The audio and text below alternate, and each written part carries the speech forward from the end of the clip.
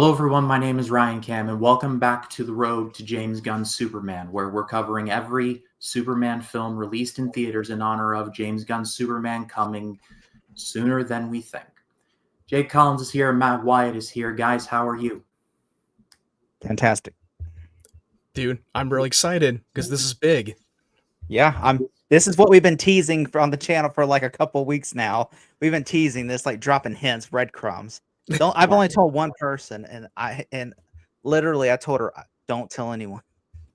Yeah, this is the biggest guest that I have ever had on this channel, and I'm going to bring him in. But first, I want to give a bit of an introduction. His work includes the backstage for Army of Darkness, X-Men 1 and X-Men 2, The Chronicles of Narnia, Lord of the Rings, Return of the King, Superman Returns, which we'll get to, Agent Cody Banks 1 and 2, The Hills Run Red, and too much Star Trek content to comfortably mention on this video. He is a former Movie Trivia Schmodown Inner Geekdom champion. He had a few run-ins with a guy named Hector. I'm not 100% sure what that beef is about. I'm sure he'll be happy to explain it to you. He is a co-host on the John Campea Show. He has his own YouTube channel called The Burnett Work, and I'm grateful to have him on my channel to provide some Robservations. It is Robert Meyer Burnett. Well, thank you, guys. Thank you so much. Seriously, we can't thank you enough for this. That was a great introduction. Thank you. I'm melting, so I apologize for everybody. It's like 100 degrees in here, but that was a fine introduction. Thank you. I appreciate that. And I'm so glad Rob is here because he worked on the film we're going to be talking about today, which is Superman Returns. This was released in 2006. It's directed by Bryan Singer, who up to this point had directed The Usual Suspects and X-Men 1 and 2. It starred Brendan Routh, Kevin Spacey, Parker Posey, Eva Marie Saint, among others. And Superman 4: The Quest for Peace kind of killed the town, to use a wrestling term. In terms of pop culture, in terms of movies, Superman kind of went away for a while after that. He was still around. Superman, the animated series, Adventures of Lois and Clark, Smallville. He was there, but he just wasn't around. This was his big triumphant comeback, and this took a bit of a weird turn in that it ignored 3 and 4, probably for the best with the power of hindsight, and it acted as the true sequel to Superman 1 and Superman 2. And it picks up a few years after Superman 2. Superman has left Earth, gone back to Krypton, and has come back, and a lot has changed. Lex Luthor's out of prison. He has remarried and gone back into some money. Lois Lane has gotten married and had a son. More on that later. And Lex Luthor finds a device which can turn any crystal into kryptonite. So that's going to be a bad time for everyone. But Rob, you actually worked backstage on this film. That must have been interesting, to say the least. It was wild. So I had done the special features for 3 previous Bryan Singer movies. I'd known Bryan for 30 years. We met when I was at USC, and he was a film student, and we were both members of the Academy of Science Fiction, Fantasy, and Horror Films, which was run by Dr. Donald Reed, and all the geeks in LA kind of belonged to it, and they would have screenings every week, and filmmakers would speak. So I had known Bryan when he made his first short film and showed it, and we had become friends. And when I started working in DVD special features in 2000, I was contacted by MGM about they couldn't get Bryan involved with The Usual Suspects disc.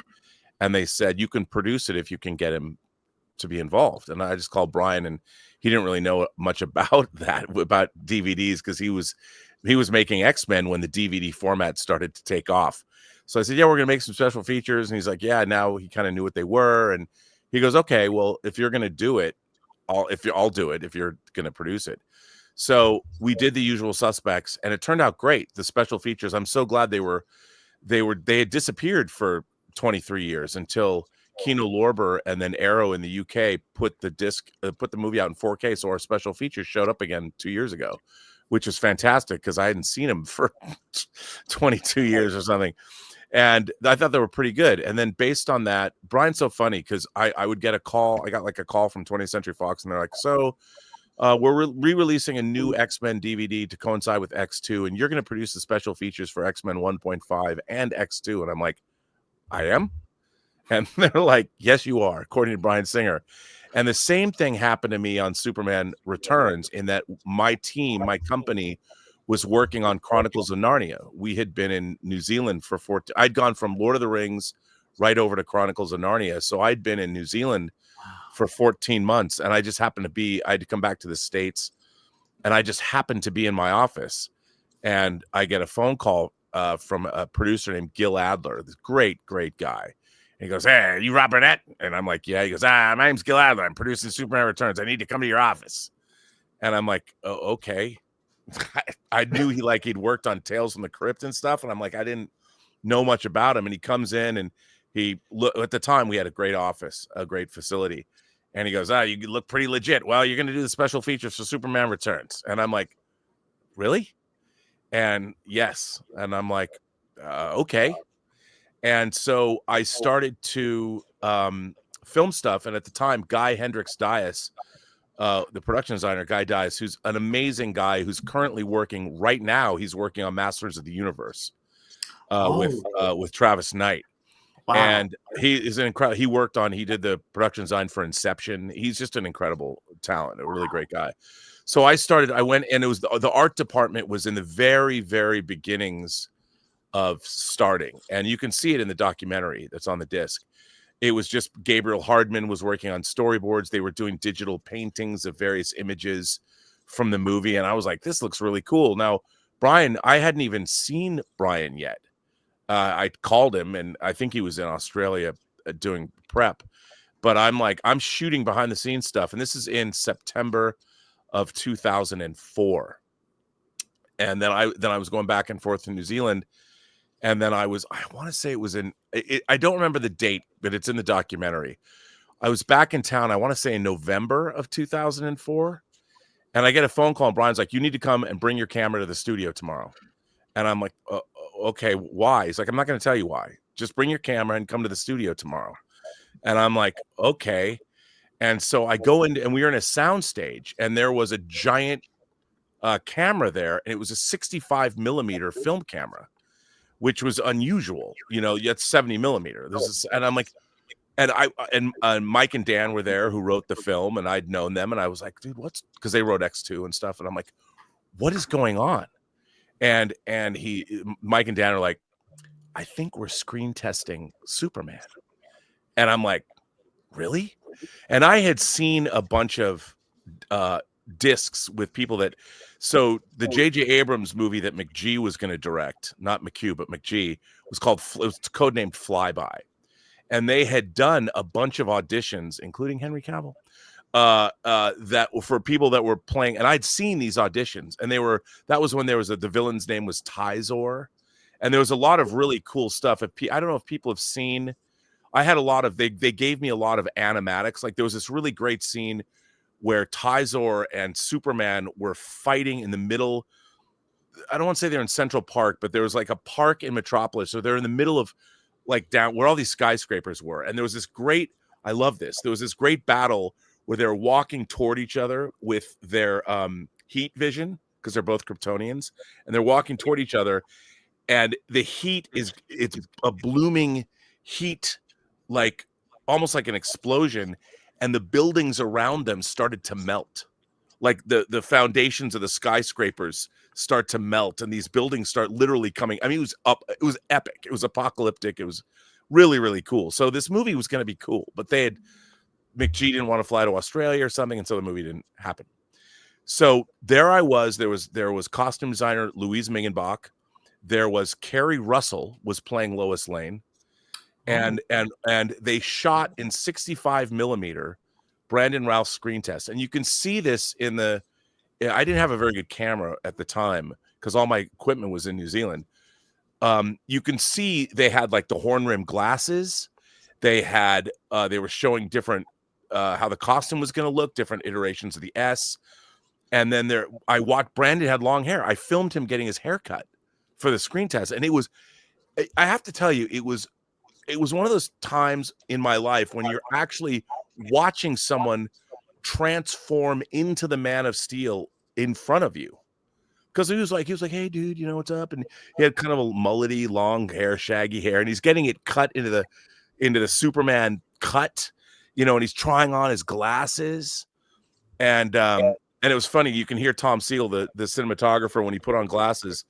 You hear him in the background. He's like, "Wow, you can't recognize you," because of Clark Kent glasses, and it was funny. Yeah. But it was just watching this happen, and then I shot the screen test, the behind the scenes, and because when you're shooting behind the scenes, you're trying to get people to talk to you, you're trying to loosen people up, and I was kind of stunned watching this, and I'm like, I said to Brandon, this is in the documentary, I'm like, oh, and I was told by Mike and Dan that this was the only person that they were screen testing. There was nobody else. Brian had already made the decision, but the studio wasn't sold on Brandon. So Brian wanted to shoot this screen test in 65 millimeter. I think he just wanted to use a 65 millimeter camera because why bother? But it was cool anyway. So they basically shot the scene where Superman and Lois are talking, like, where did you go? To Krypton. And when they meet, under the Daily Planet ball. And to be honest, it was magical. Like, I'm sitting there watching this, and I watched this guy, and there was no super suit that was done. So he was just wearing a blue shirt with no S and a red cape, and then he was dressed like Superman. So it was pretty ramshackle. Like, it wasn't, but you could see that he was Superman. It was very apparent. And Brian wanted to use someone who was relatively unknown. And it was like, this is, and you even see it in the documentary when Dan Harris says, I think this is the guy. I think we found the guy. Because they looked at all these things, and I was there, man. I was there with a camera in my hand watching all of this go down. And it was crazy. And I had seen some stuff. I mean, I'd been on the set of X2 at this point, and I had interviewed, Hugh Jackman and Patrick Stewart, but this was something else. This was a moment in time that I will never forget. And then I also got to shoot the scene in Australia when he first put on the suit and came out, and they were doing a photo shoot for the first time. It was amazing. So that was like how I began my journey on this. And then we were finishing up Narnia, and I had to go to Australia where I would be for all of 2005. And wow. I was shooting behind the scenes. Like, I shot pretty much, and I had a couple guys work with me too. Adam Robitel, who was cutting Brian's journals that we had go up on the internet. He was using the stuff I was shooting, but he was also doing stuff. He ended up directing movies like Insidious 4 and then The Taking of Deborah Logan. And he's a great guy. And we had a team from Warner Brothers. So we had like a group of people that worked in promotion. And it was, I mean, it was, here I was every single day. I was on set, just wandering around, shooting whatever I want, talking to people with the blessing of Bryan Singer. And if I had his blessing, everyone's like, "Oh, you're cool." And at first, people, they didn't usually embed. There's only very few of us that were embedded in productions for the entire duration, and that was something they will never do again. But it was in the mid 2000s. It was a very rare thing to do, and because people wanted to follow in the footsteps of the Lord of the Rings documentaries. And the only way to do that was to have a presence on set all the time. You had to be there all the time. And I mean, while the documentary that we made is 3 hours long, that's on the Superman Returns DVD and Blu-ray, I have 1,500 hours of footage no one's ever seen. Wow. And it was, one of the things that's interesting is people have always talked about the first version of Superman Returns is an hour. No, it's a half an hour longer than what was released. And it was called the Friends and Family Cut, which I thought was a superior version of the movie. And in it, there's some deleted scenes. There's a few deleted scenes on the disc, on the Blu-ray. But the thing is, it wasn't so much deleted scenes. It wasn't like long scenes were excised, but there was a lot more going on in the scenes. Like Cal Penn's character, who was sort of Lex's right-hand man, he has no dialogue in Superman Returns. And in the original cut of the film, he speaks a lot. And like, you don't know that they ginned up evidence that Krypton still existed. The reason Superman left Earth is that Lex Luthor and his group created false photographic evidence that Krypton, and planted it that Krypton was real. It was still there. So Superman was obligated to leave Earth. And there was a lot more of their shenanigans in the movie. And the beginning of the movie, of course, had the return to Krypton sequence where you see the crystal ship flying through the remnants of Krypton, which was, I thought, what a great way to open the movie. But when they showed that to audiences, a lot of the younger audiences like, what is this? Like, they hadn't seen the first Superman and the original iteration of the movie. The first 20 minutes, no one said anything. There was literally hardly any dialogue. There was only the scene with Lex Luthor and the heiress that Noelle Neal played, and you made me so happy, and then she dies and he inherits the money. That scene was a lot longer, and then they went to the Fortress of Solitude, but people didn't know what was going on, so they edited the movie, and there was an opening credit sequence that I used in my documentary that was going to open the movie, which was a series of newspaper headlines that caught you up on the 5 years between when he left and when he came back. Actually, when he left, he hadn't come back yet. But it was I thought that version of the movie worked better because it was just more fulfilling. But Warner Brothers had a lot riding on the movie. The movie was a $200 million movie, and they didn't want people to be like, what's going on here? They tried to capture, but I think it's a better version of the movie. And I know that Brian would be interested in re-releasing that. So hopefully they'll put out a 4K version of the film. Because I would love to see, I know that Brian's interested in doing that iteration. So that's a long-winded answer, I suppose. Well, I was just enthralled by that whole thing. So please, by all means. Yeah, I mean, it was one of the most fun years I ever had, because I have to say that all of the actors that worked on the film, like, I developed a huge respect for Kate Bosworth. A lot of people, I understand that people thought she was in the Superman timeline. There was some question, like Lois would have been in her 30s, or if you follow up on the Donner film. But I really thought that she did a terrific job. James Marsden and her, I thought, as Richard, and they were, and the kid. I love those actors, and Frank Langella was great as Perry White, and Jimmy Olsen, everybody that was in the movie and they were all really nice people. And like on the weekends, I somehow became like the social director, because, when you're following people around with the camera, and because Brian, like, okay, everyone's like, okay, Rob, what are we going to do? And it was so weird. Like, every Saturday I would get up in the morning. Well, get up, usually when I say morning, I mean like noon, because we've been out till 6 a.m. And I would get up at noon, and I would walk down to downtown Sydney, and I would buy comic books at the comic book store. And I would walk down to the Sydney Harbor, which was beautiful. And I would go to this restaurant and sit outside. And I always had a bottle of wine and seafood and read my comics. They were still kept in mint condition. I didn't get any stuff on them, just so you know, bagged and boarded.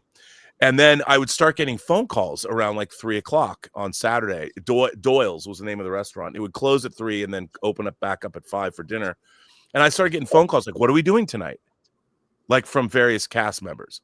Brandon didn't go out much because he was always working out and playing Warcraft, in his apartment. But he was way into Warcraft. But he was, I mean, no one has been more dedicated. The dedication that he showed, he was working with an acting coach because he hadn't had a leading role before, and he was really, and his workouts, I went and filmed his workout one day. It was just, I mean, the guy physically was just huge. But that was what, and so on the weekends we'd have a blast, and we'd go out with people, and there was like one Mexican restaurant in Sydney called Cafe Pacifico that's no longer there, and they would close, and I'd have to call up on a Friday night and go, the crew wants to come, can you guys stay open? And one night we set the place on fire, literally. It was a crazy time. It didn't burn down. Thank God for that. That was a close call. Well, Collins has been chomping at the bit, so Collins, go ahead. Well, I was just wanting to ask. So I actually did watch, before, back when I was like around the time The Dark Knight came out, I watched the whole video production Bryan Singer Diaries, I believe what they're called. Oh yeah, yep. And Brian's journals or what? there's a scene in the documentary where y'all, like, Peter Jackson calls your production up and you have to go to Peter Jackson. Okay, this was so when we started doing these, there were two things that were going on at the same time. We were doing these journals, and at the same time, there was a new division of Warner Brothers called Global Brand Management. And Global Brand Management's job was to find corporate partners that would help promote movies when they came out. So like for Superman Returns, there was a Pepsi campaign where Superman Returns was on Pepsi cans, and that was what Global Brand Management did. But before we did that, in order to entice partners, they would call us up and go like, okay, Kentucky Fried Chicken is interested in doing a promotion. Can you guys make some kind of a filmmaker video? Like, we'll just have Brian go, hi, this is Bryan Singer. I'm in Sydney, Australia, and we'd love to have Kentucky Fried Chicken. Brian's like, fuck that. I don't want to do that. We got to do something fun. and Brian's like, I love Kentucky Fried Chicken. And he did. And like, we would film when we went up and scouted Smallville in Tamworth. He said, when we got off the plane, we're like, do you think there's a Kentucky Fried Chicken here? And like, we went to the Kentucky Fried Chicken and filmed him. We had him talking about which kind of Kentucky Fried Chicken he liked and stuff, because they had different things in Australia. So one day we said, okay, we left the set and we went to downtown Sydney to the Kentucky Fried Chicken. And I'm filming him going, now this is the 3-piece feed. Like, this is Bryan Singer in a KFC in downtown Sydney pontificating about what he liked. And he would walk up, and it's lunchtime, so it's jammed. And he would walk up to people and go, what are you having? They didn't know he was Bryan Singer. And I'm filming, I got a camera, and he's like, oh, that's a good choice. You got the 2-piece, and we had all this footage that we shot. So I would make these crazy global brand management videos, and I would literally edit them on the set, show them to them, and then we would satellite them back to Warner Brothers. Well, the studio could not believe this. So everyone had to get better than the next. So we brought that same thing to the Brian's Journals business. Like, so they had this idea, Brian's like, we're going to make these they're not very serious, to be honest. I mean, if you remember them, they're a little wacky. But we were going to tease something just a little. Like, at the end of the video, we're going to show something, and the studio, we had to run it by the studio, and Adam Robitel was cutting them and doing the graphics and stuff. And one day, my old Lord of the Rings team was working on King Kong, because King Kong was in production in Wellington the same time Superman Returns was going on, and they were doing video diaries at the same time. And Brian came up with this idea and said, you know what? What if we did a collab? What if we'll do a 2-part video, and we'll pretend that I get a phone call from, and both Brian and Peter have that same kind of wacky sensibility. So Peter's too tired, just exhausted, and Brian's going to come help him direct. And it was now, nobody, keep in mind, we didn't call the studio. Like, Universal was making King Kong, Warner Brothers making Superman. It's not like we called up the marketing departments and said we were going to do this. We just did it. And so Brian literally flies over to Wellington on, I think it was Saturday morning, and we did this whole thing. They were actually shooting, and Peter was like, he was there pretending he was too asleep, and so we did this 2-part video for King Kong and Superman Returns. And, Brian, he's a pretty good actor. He pretends he gets the call, and he's like, you want me to what? Where you want me to? It was pretty funny. So we did that, and we released videos, both parts, at the same time. Like, we figured out, because the time zones were different, and we released them both at exactly the same time. But this is the best part. So people are watching these videos, and they were pretty convincing. Like, at the time, Brian told me he got a call from his agent, and he's like, how do I know nothing about this? How much did you get to direct for a day on the set? I mean, how much were they paying you? And Brian's like, bruh. He didn't say bruh, but he was like, that wasn't real. And the whole thing with the Nazi King thing with King Kong fighting the Nazis, and people thought that was real. It was just hilarious. Now we did another one, didn't air, and director Frank Darabont, who did The Shawshank Redemption, Mm-hmm. he was coming to scout Sydney, Fox Studios Sydney, where we were shooting, because he was looking for a place at the time. It didn't get made, but he was going to do an adaptation of Ray Bradbury's Fahrenheit 451. Oh, Oh. Yeah, he was being shown around the studio by Chris Lee, the executive producer. And I'm like, we should do a video and pretend that Frank Darabont, it was Chris, maybe it was Chris's idea, I don't remember.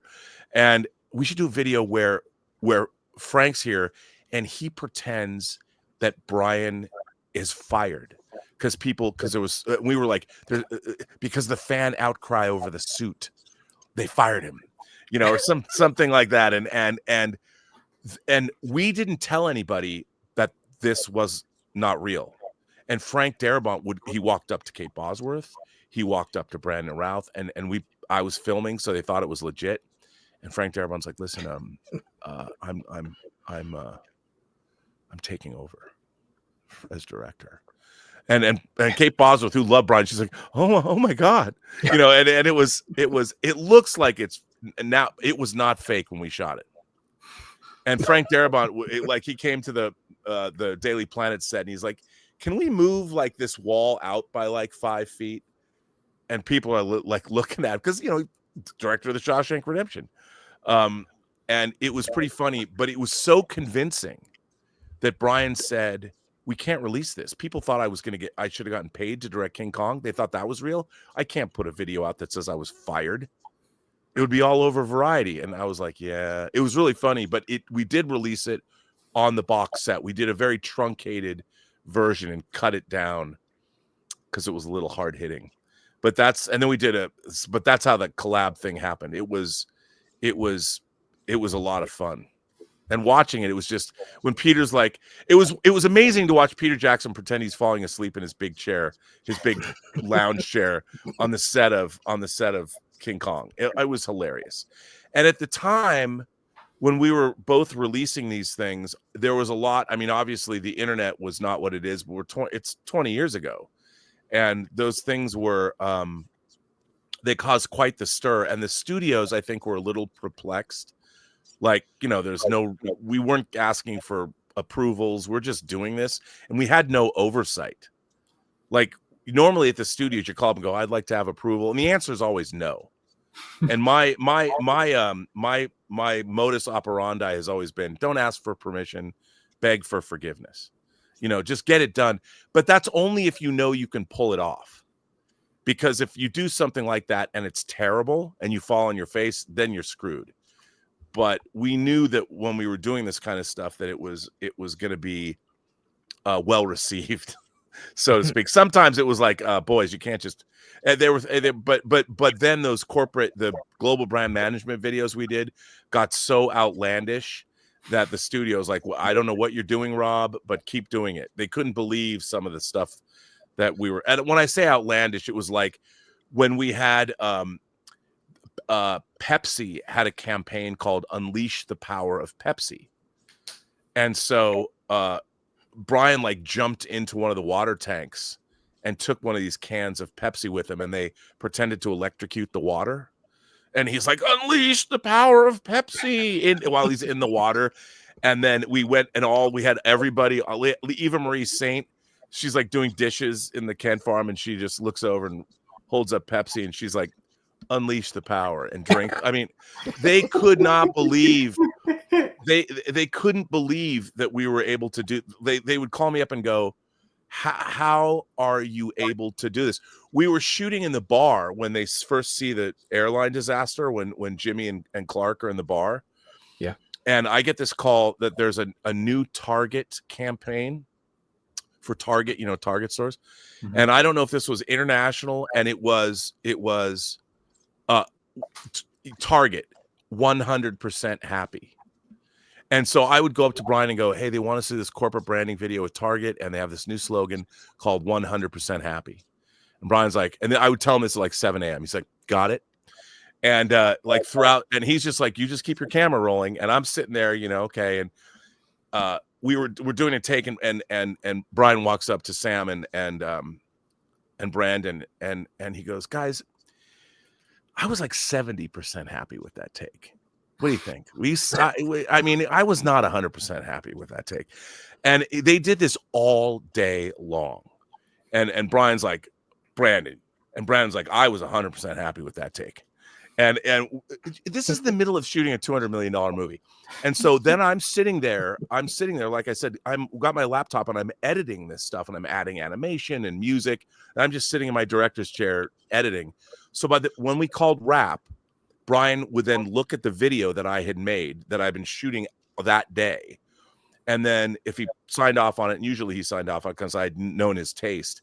And then I would go to this place where we satellited the dailies back to Warner Brothers and satellite these things back, and they would have it the next day. And so they couldn't believe that we did this stuff. And it was to have this kind of thing done with all the actors and being on set, and they had epic production values. I can only imagine. And Warner Brothers they started to take advantage, to be honest. But because they would call me up when they needed whatever, and they're like, you can do it. I'm like, guys. And I finally said to them, you got to pay me. I can't be doing all this stuff for free. So like 6 months in, I'm like, can you please pay me something? And they were happy to do it. But no one's seen it. No one's ever seen any of that stuff. No one. Wow. The Warner Brothers was like, how does $5 sound? And you're like, no, I mean, they couldn't believe it. I mean, and they just couldn't believe it. Was so funny because, Brian why make these we had so much fun making that movie. Was so much fun. There was never really a time, it's in the documentary, but like, I don't know if you remember when they played the joke on Guy Dice, when they told him that he had to build the Daily Planet ball. I did. I saw that documentary recently, like yesterday, and I saw them. Then they were playing a practical joke on the production designer, Brian Singer, and the cinematographer. Tom they were Siegel. all, and Brian Singer, he volunteered for this practical joke on him, and I was laughing. It was how much he was completely going at him. I was like, why'd you not build the Daily Planet globe? It's going to be done in CGI. and it was, I have to tell you that got a little hairy. It got a little serious because Guy Dice is one of the most talented, intelligent people you'll ever meet. And he's very diligent about what he has to do. Like if you go into his art department, it's truly amazing. And it was so hardcore. Like it was, and you see it in the documentary where Tom Siegel can't keep a straight face.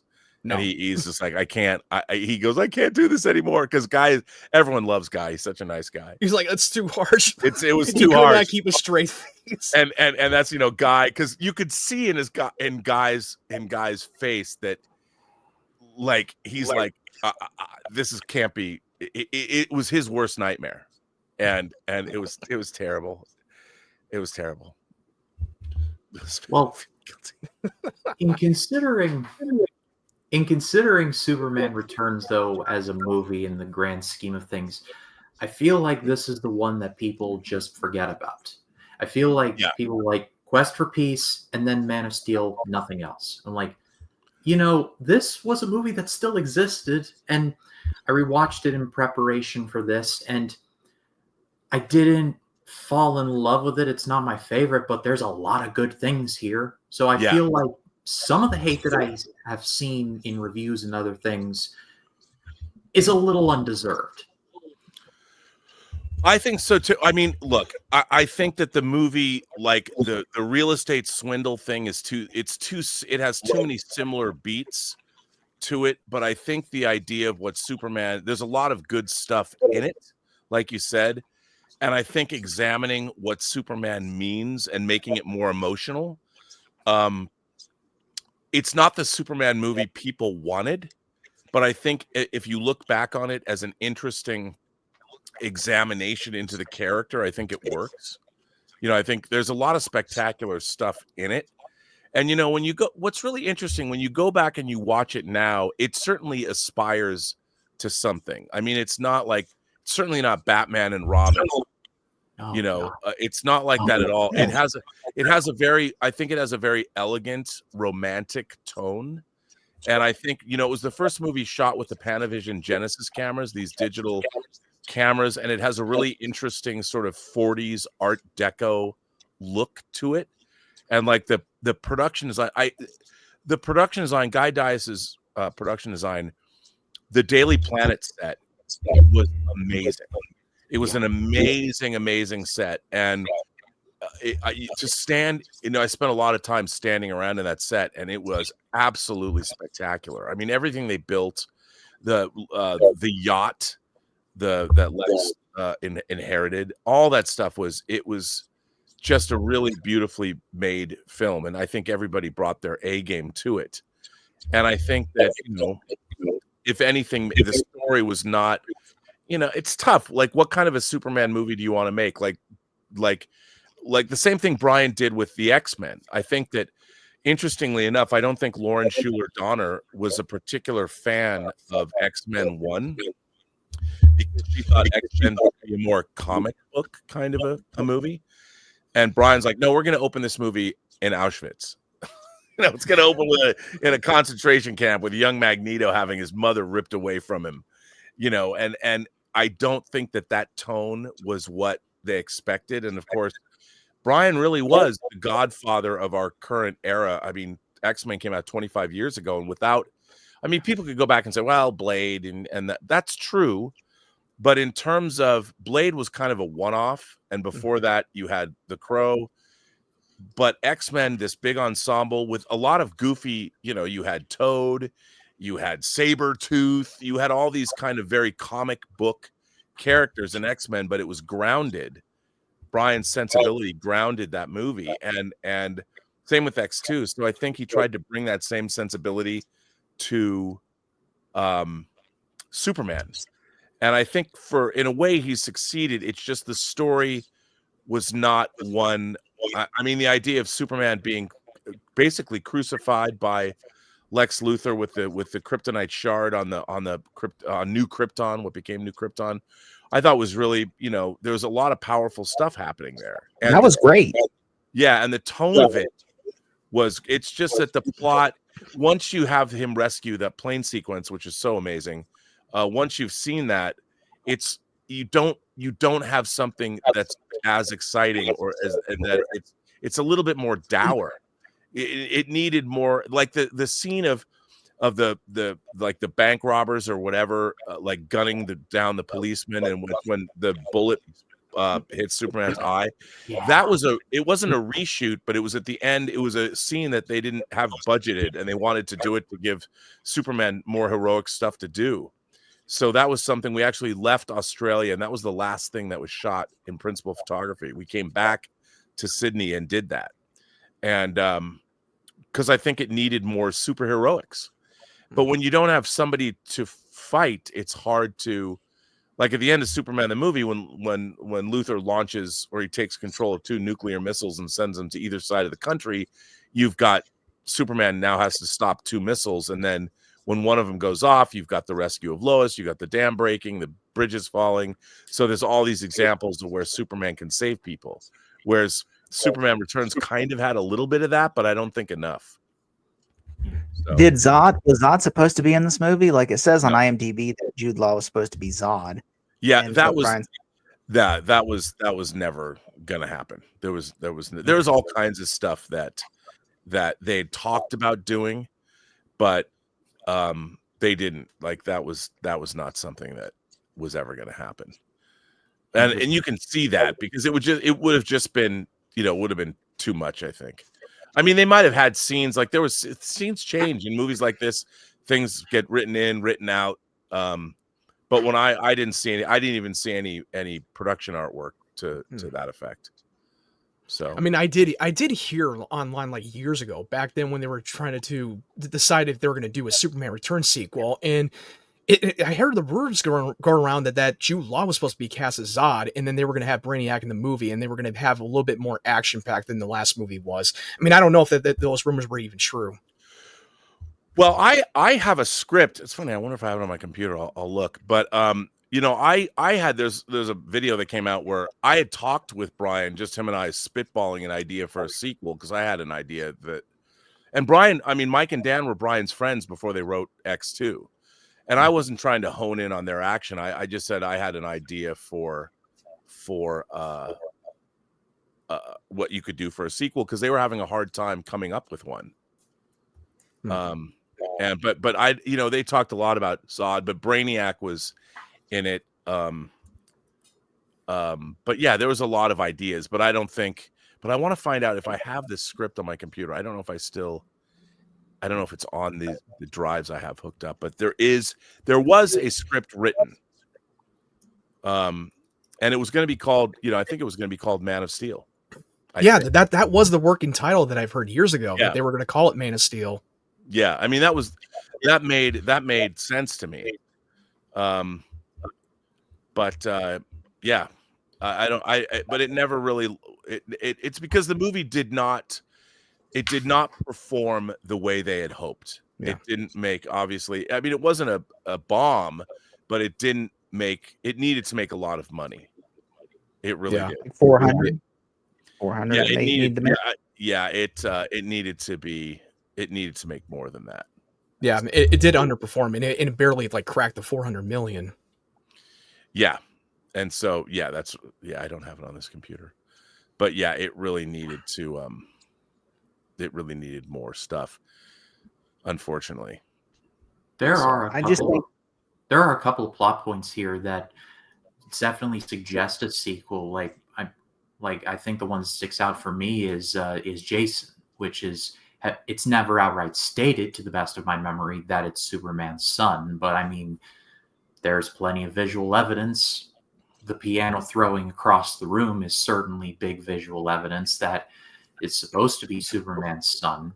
Sadly, it looks like we'll never know, but I think that would have been I think it was pretty clear when the moment he got weakened by kryptonite that Lex Luthor was pointing out that he was acting a little bit of sick and a little bit of flu and all that stuff. And the moment that he threw the piano at that guy, I think it was pretty much an evidence that he is his son. It's a good place to bring this up.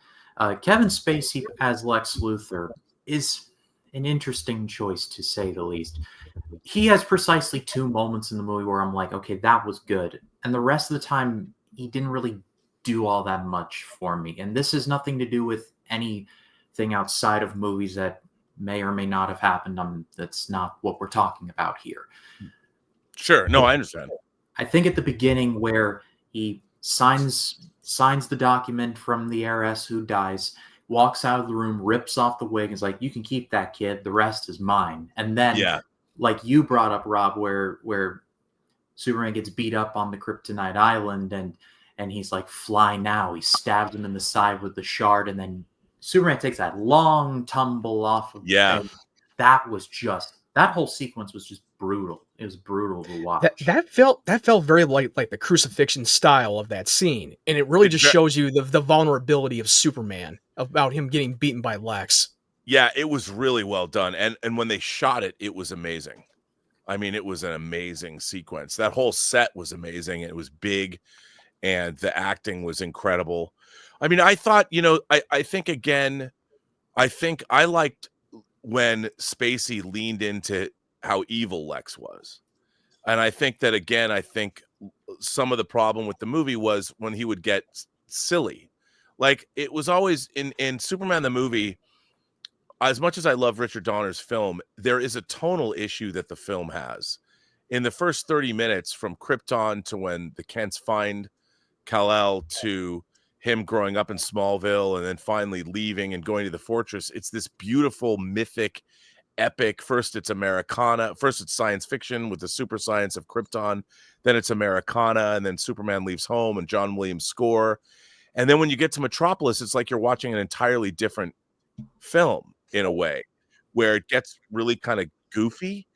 And like, why would Lex Luthor have Otis working for him and Miss Tessmacher? Why would he do that? And I think that they kind of leaned into that as well, because they had to deal with that Lois stuff, and working with Parker Posey and stuff.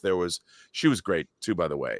And then he has all these henchmen, and so I liked it best when Lex was leaning into how bad he was, like how much of a supervillain. Yeah, because you wanted to like believe that he's not working with some imbecile who messes up so many times. Like, how are you still with him? How is he not dead already? It makes no Yeah. sense. No, and that's certainly a problem.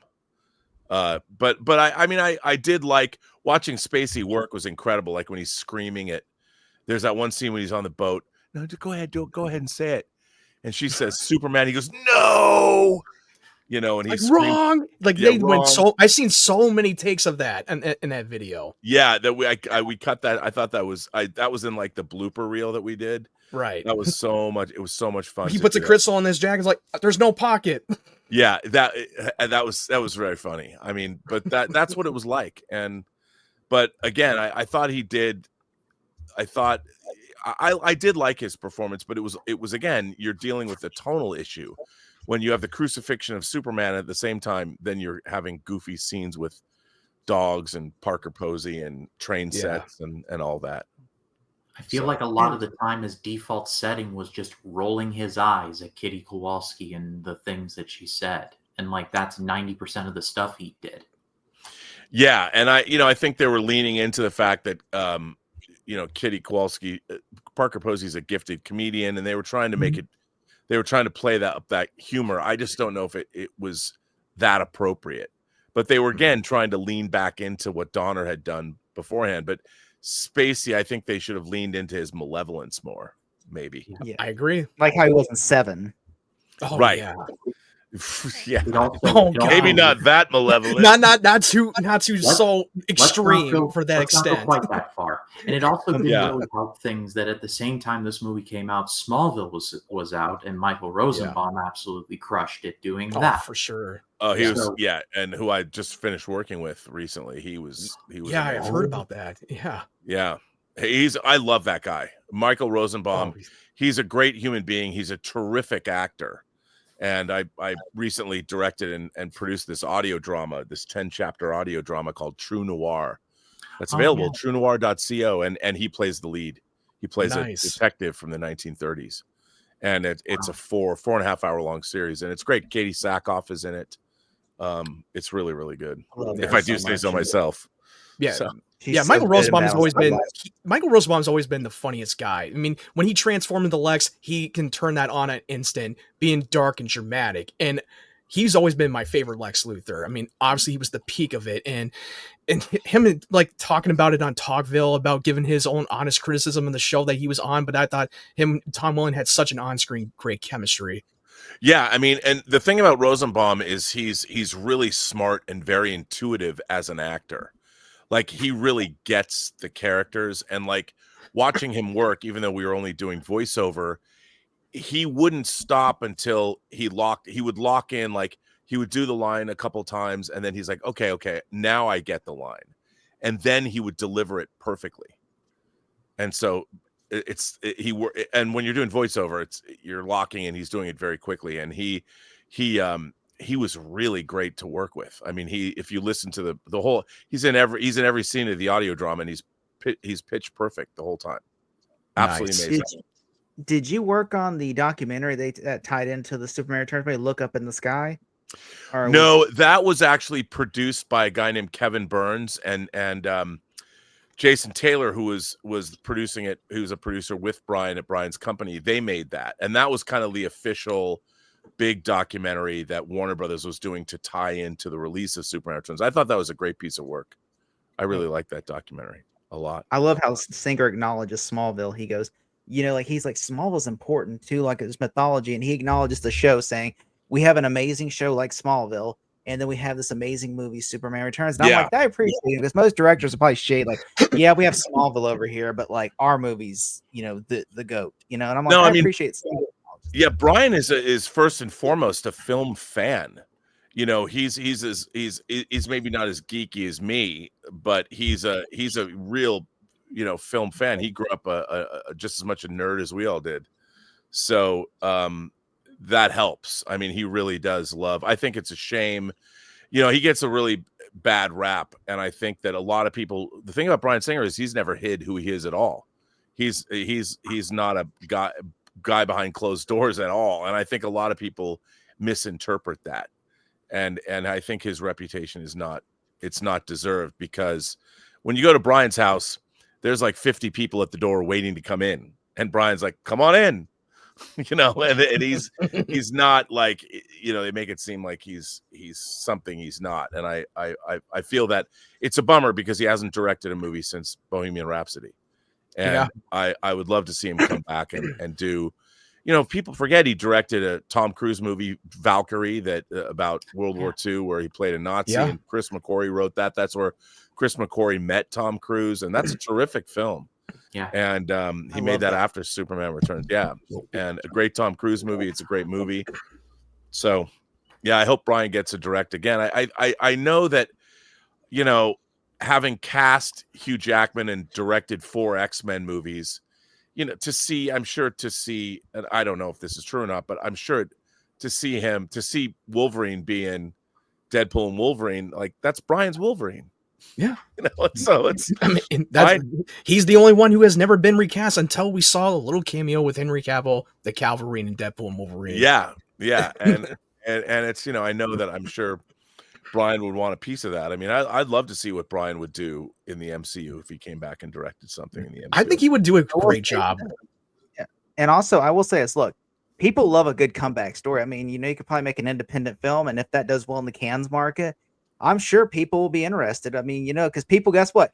In a world where comebacks are, look, the dude that literally, who just became the president again. I'm just saying, and people that's a comeback story itself.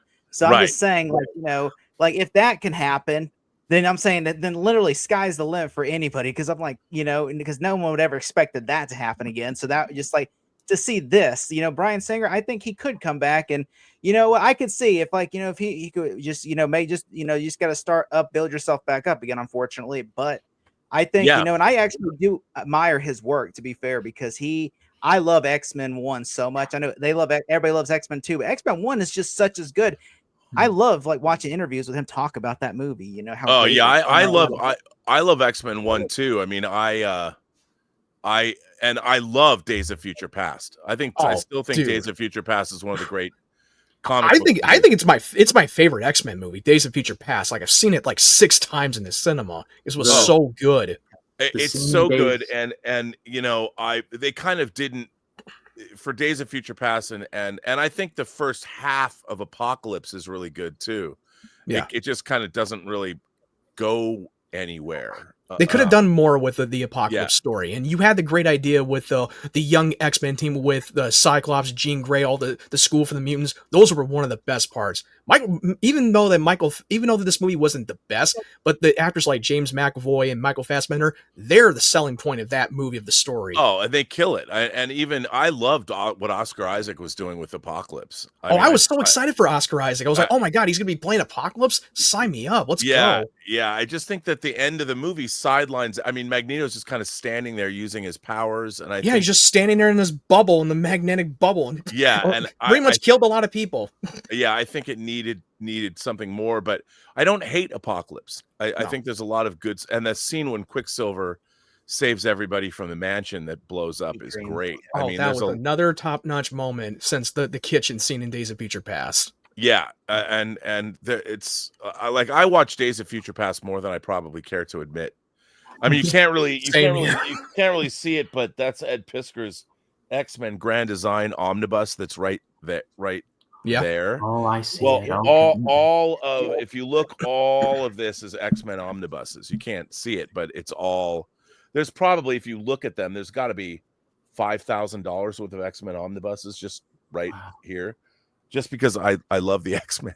I love the X-Men before I worked on Brian's movies. I mean, I grew up reading the X-Men. I mean, I love the X-Men. The first X-Men movie was like the first comic book movie I saw in the cinema, and I grew up watching the 1990s the animated series of X-Men, and my favorite was Cyclops, and I love James Marsden's portrayal, I really do, but the problem is that they kept sidelining him more because I think like they wanted to have Hugh Jackman as the center point because he became a star and he's the Wolverine. Yes, and I'm curious to see how the X-Men are going to fit in the MCU, but X-Men 97 was better than I thought it was going to be. I mean, yes, I really enjoyed it, and I think that they're hard again. Tonally, the X-Men are hard because, and I think Brian showed the way because X-Men 1 has a lot of, like I said, goofy stuff in it, but he made it work. because you had at the beginning, it was really smart to show McKellen and Patrick Stewart at because are you in my mind, Charles? You know, all that stuff. That moment. Oh, great dialogue. Doesn't even have to have fight scenes. You don't need to have fight scenes. No, and the that dialogue is what makes it compelling. And that added that gravitas to the movie. And how great was it that Brian cast McKellen as Magneto the year before? Yeah, this was around the time he was shooting the Lord of the Rings, from the Fellowship of the Ring, and Patrick Stewart was coming off the Star Trek: The Next Generation, which I had watched during the '90s, and I was like, oh god, he's playing Charles Xavier, dude, great cast choice. Yeah, and it was really, really good. And no, and I think that if Brian hadn't made X-Men 1 the way he made it, we wouldn't have the MCU today. You know, we wouldn't have James Gunn's Superman. We wouldn't have Superman Returns. We wouldn't have Man of Steel. You know, we wouldn't have the Sam Raimi Spider-Man movie. Sony would not have taken that chance if it weren't for the success to how to bring these big comic book characters like the X-Men and probably bringing it into our time and making it more grounded and real. And they were able to tackle that part. 100%. Yeah, 100%. What is your thoughts on, like, in Days of Future Past, Magneto's speech when he's in the dome, whatever, you know, and he's at the White House holding the president and all the men at gunpoint, and he's giving his speech with the cameras? I just like that moment, how he's giving a speech and everything he's saying is true because of the future. Everything he's saying, you know, it's like, I just want to know what your opinion on that Magneto. I thought it was great. I mean, that movie is so well written and well considered, and it has a lot to say. It's a great superhero movie, and it's a great science fiction time travel thriller. Oh yeah. And I really, and I'll tell you something funny about that. So I didn't work on the special features of that movie because they really weren't doing the kind of special features I had done previously. But when I first saw the film, I was seeing it at an early screening. It wasn't entirely finished yet. And I was in a screening room on the Fox lot, and Brian was sitting right behind me, and I'm watching the film. And at the end, when Jean Grey and Cyclops show up, I literally was like, I went, oh! Like I literally, and I honestly, I started to tear up. And Brian flicked me on the back of the head because he heard me do that. And I think it always thought it was funny how much of a geek I really was. And he would say, you know, sometimes I forget just how geeky the depths of your geekiness go. But he knew, and when he heard me, like, it was totally an involuntary thing, and I started just tearing up because, you know, it's Cyclops and Jean Grey.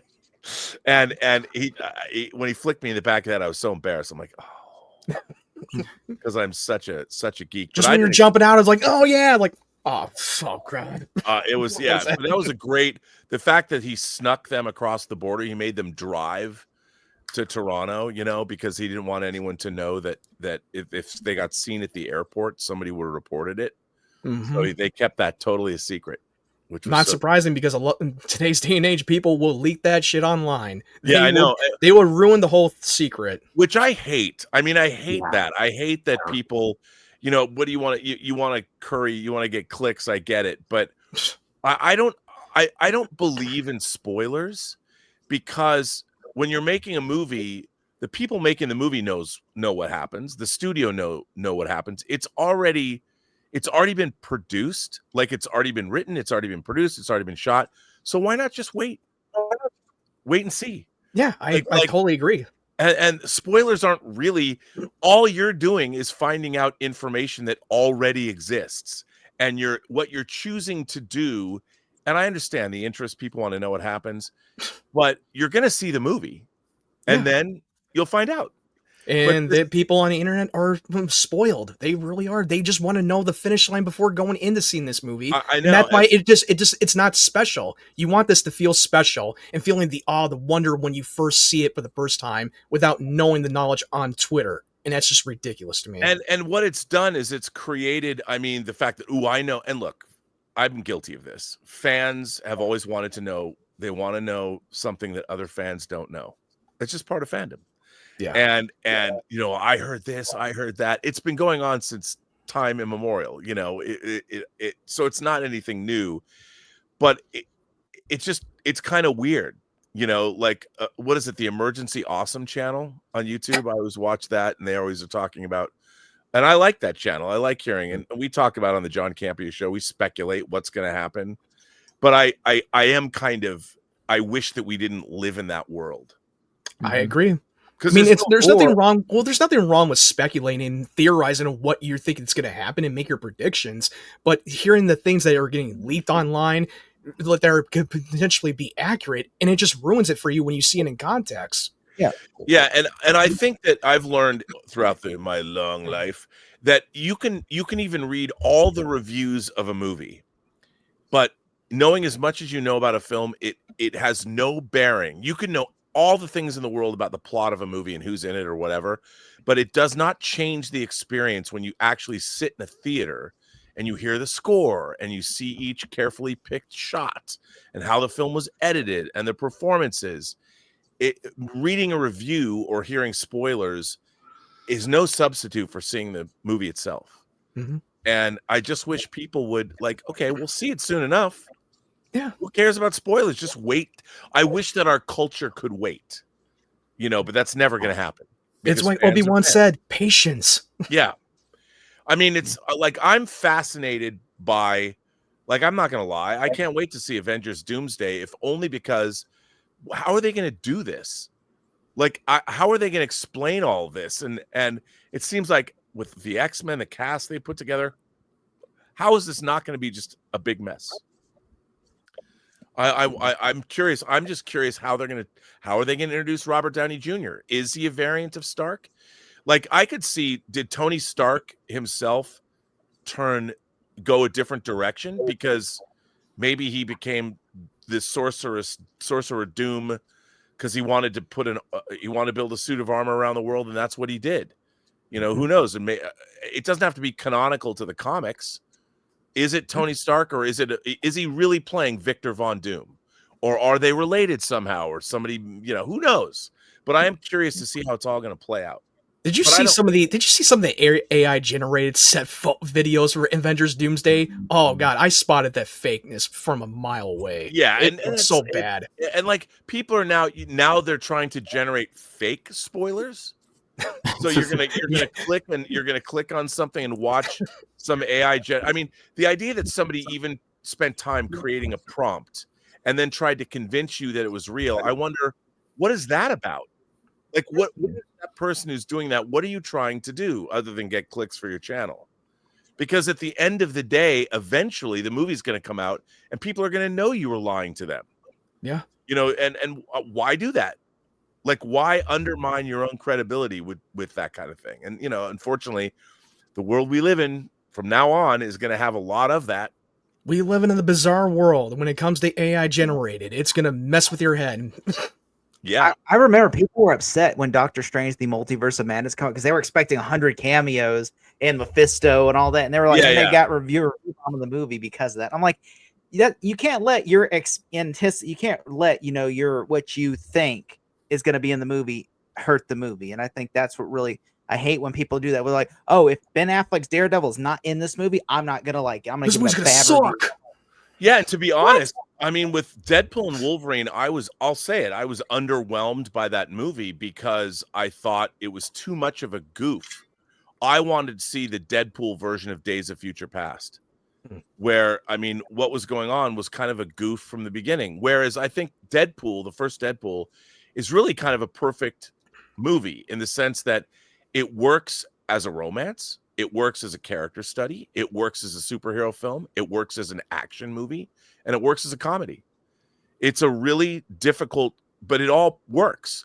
And it wasn't a hugely expensive movie, but I think as the other two Deadpool movies have gone on, I think Tim Miller, who directed the first film, he did a really great job of juggling all those tones, and he made it work. That first Deadpool movie is, I think, a great film. It's a great film. And I thought Deadpool and Wolverine it was just a lark. I never, it seems silly to say, but I took the first Deadpool seriously. I mean, I still laughed at it, but the story that it was telling worked.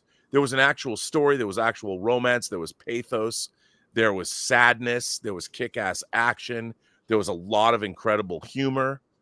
I mean, there was a lot going on, and it all worked.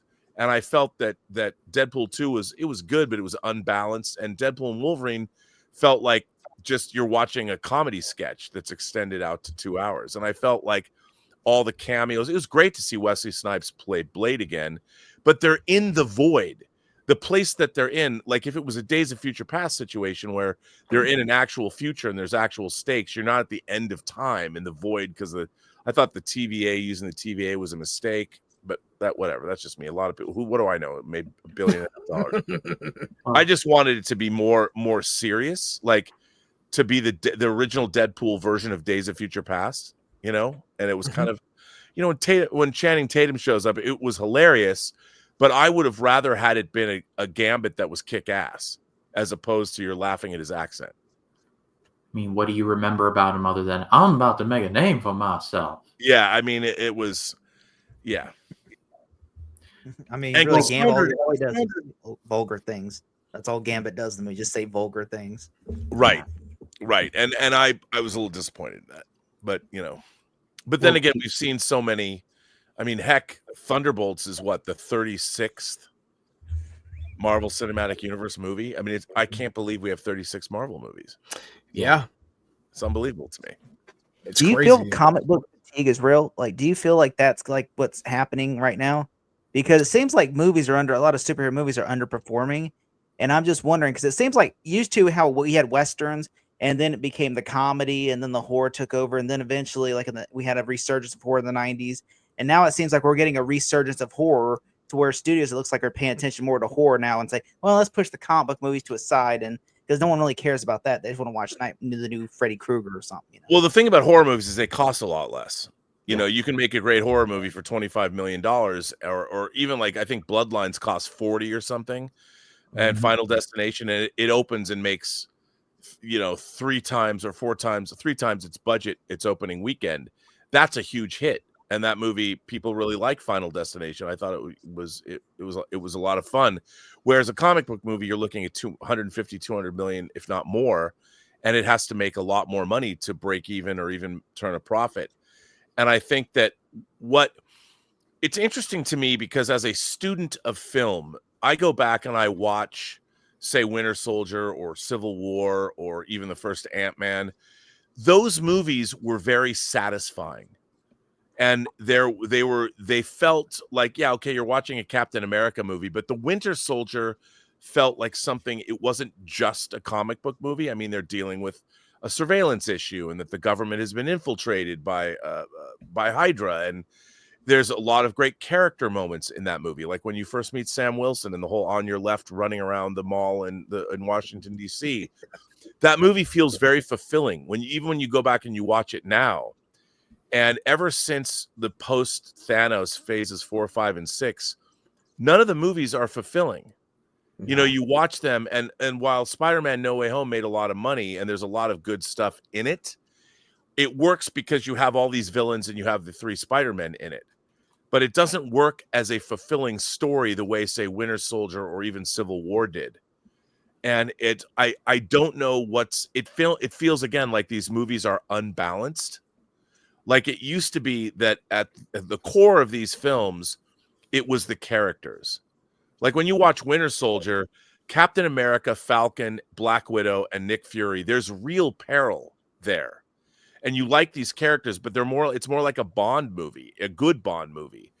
And it's not so much about the Marvel Cinematic Universe. It takes place in the Marvel Cinematic Universe, but the story that's being told is focusing squarely on these characters. And it just feels like, and their stories are fulfilling.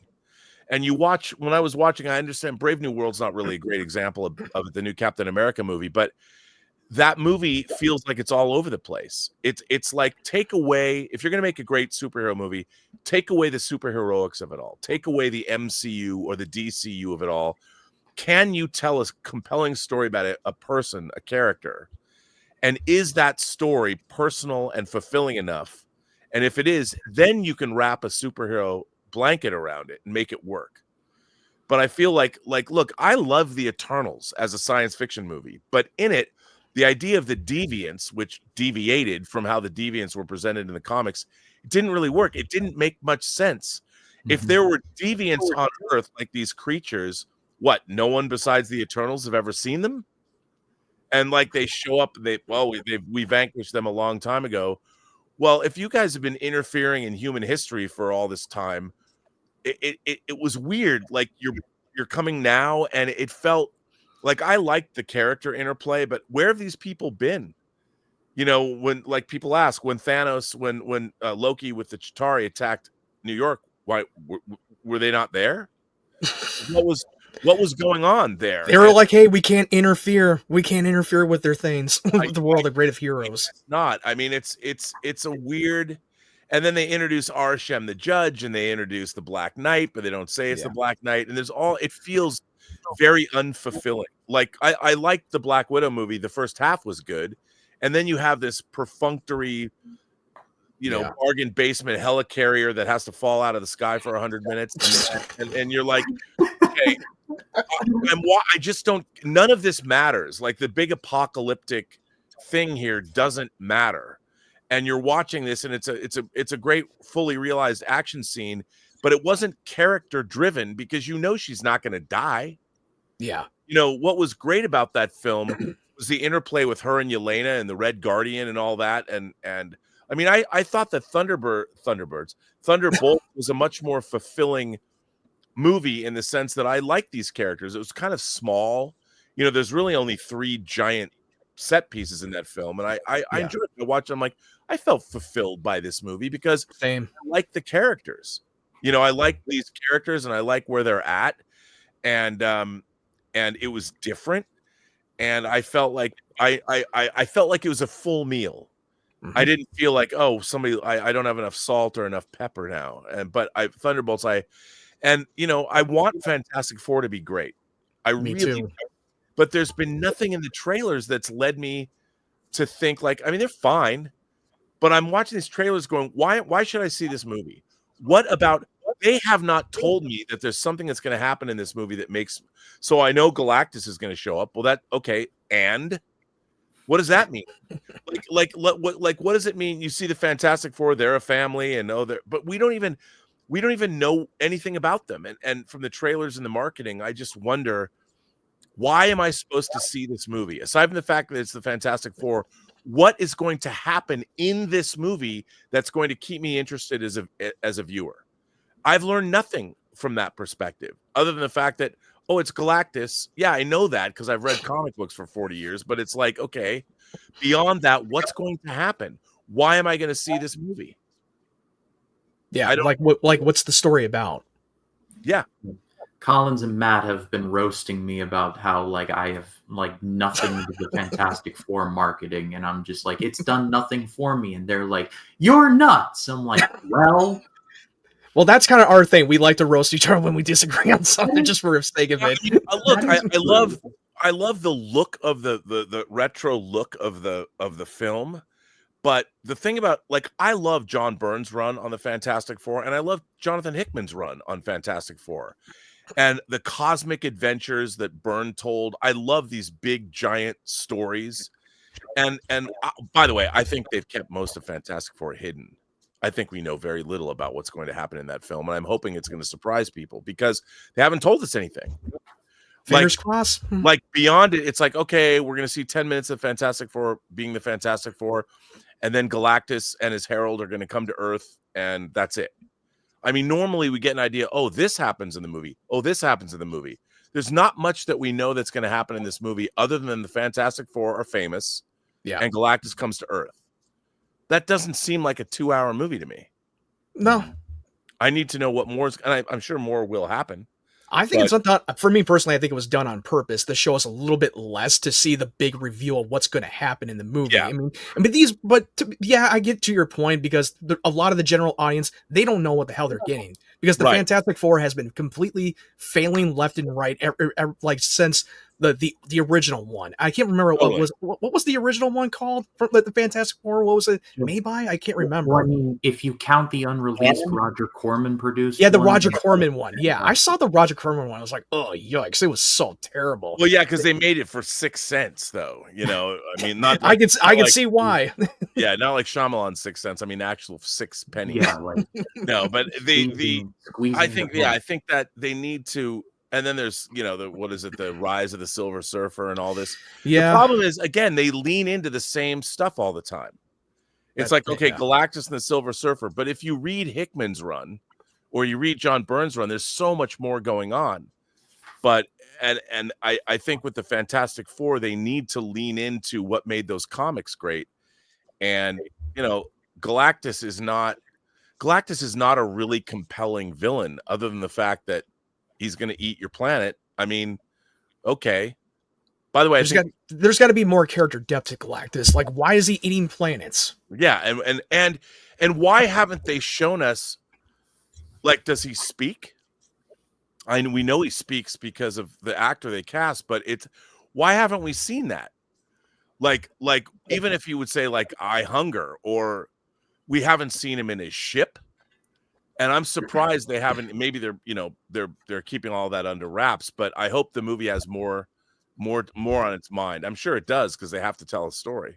Like, it was interesting when I went and saw Thunderbolts. It was different than I thought it was going to be from the trailers. Yeah, I was surprised at the story they told, and I enjoyed it. It was unexpected to me, and I wish that there were more, because if I was in charge of Marvel after Spider-Man Far From Home, which is the end of phase 3 of the Infinity Saga, I would have gone back and done Iron Man 1 with another character. Where you build up again. You've got to think about cleaning the slate. You're going to give me a character.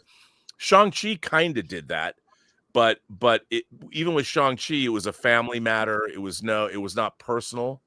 I mean, it was, and I think with Black Widow, it was too late. Black Widow was the first movie in phase 4. And it was like, okay, I love Yelena, I love Florence Pugh, but Black Widow's dead. yeah. She's died. And we're supposed to watch this movie. I thought if that movie had come out, in the middle of phase 3 or something, maybe it would have been better. But it would have had a different viewing experience. And even though it wasn't the best, I enjoyed the Red Room stuff from the prologue. I wanted to explore more of that. But then it became more of a generic action in Marvel that we've seen countless times before. And it becomes inconsequential, especially with we recently just wrapped up phase 3 with Endgame. Yeah, it did. And that was, I think, problematic. But, and it's weird to me to see, I think, Marvel, and there's a lot of reasons for it, but it lost its way. And here you have the most successful film franchise of all time with the Infinity Saga. If you break it down, each movie made on average $1 billion. If you take 23 movies and divide them by their total gross box office gross, that's insane. And then to see how, like, when I watched Thor: Love and Thunder and Quantumania, I'm like, why am I watching these movies? Yeah. How this is gobbledygook.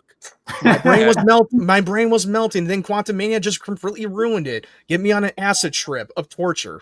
I couldn't. I liked like the first 10 minutes when he's talking about what it's like to be Ant-Man. And the thing about those Ant-Man movies is they work because they were personal. I mean, the first Ant-Man movie's climax is a toy train chase. Thomas the Tank Engine. Yeah, which I thought was a great idea, but it came down to these two guys. It was a heist movie, and it worked really, really well because it was not about the end of the universe.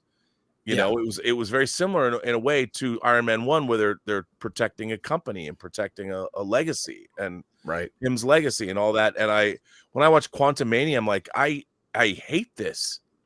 I really hated it. Yeah. And it was just goofy beyond, and so was Thor: Love and Thunder. And I mean, Ragnarok was palatable, but Thor: Love and Thunder from the first, it looked like a Monty Python sketch for 2 hours. I mean, what are we watching Rob. here? I don't Monty know. Python is actually funny, Rob. Yeah, that's Comparing to that. I mean, it was just, I mean, Russell Crowe talking like Zeus, and it was just like, what?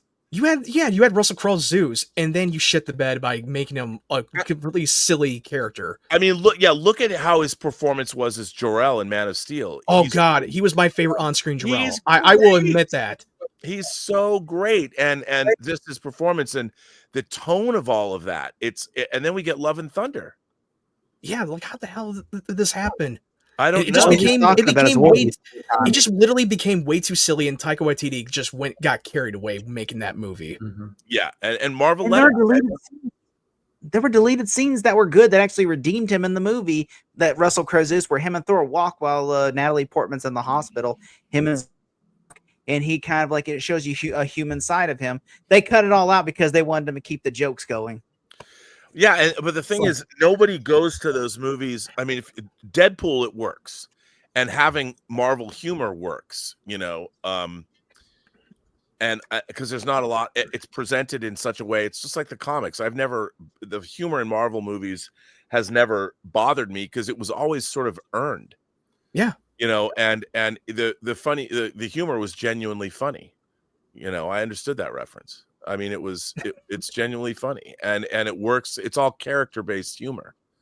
But in Love and Thunder, even the production design, the design of it all, I'm like, I don't believe in this quantum realm. I hate this quantum realm. It relied too much on the volume, green screen, garbage. Like, it was just not done well. No, and the whole idea of going to this quantum realm, the quantum realm as a place with all these creatures and weirdness, it doesn't work because it seems weird, but verisimilitude, just because stuff is smaller doesn't mean it's just a reduced alien landscape. It was just okay, we're just going to pretend that it's full of creatures, and it didn't make any sense, and I just hated every minute. It tried to be their own little version of the interdimensional space opera for the Quantum Mania. Yeah, it was so not good, and it's not believable. Totally wrong for how they'd set up the previous two Ant-Man movies too. Yeah, I mean, the Ant-Man movies were grounded in a reality. I mean, even when I love in Endgame when Scott Lang comes back and he's like, where am I? Yeah, that was so good. It was so good. And then he's looking around and goes to the memorial park where all the names are etched. And then he's walking down the street that clearly garbage hasn't come. And it's like an abandoned thing. And he sees the haunting scene where the kid on the bicycle looks back at him. He's like, what happened here? And the kid says nothing and just rides off. Nope. And I'm like, that was, how that moment when he sees his daughter all grown up, that was a tearjerker moment. It was great. It was perfect. It was, and like, you look at Endgame, the tone of that movie. I mean, there's a lot in it, and a lot of people, but it's supposed to be a comic book fantasy, and the culmination of all this, it's like the most comic book movie ever, with a time heist. But if you look at how that movie opens with Hawkeye losing his family, his whole family gets dusted, and they cut to the Marvel logo, and Mr. Fantasy, the song is playing, and you see the first hour of that movie is terrific.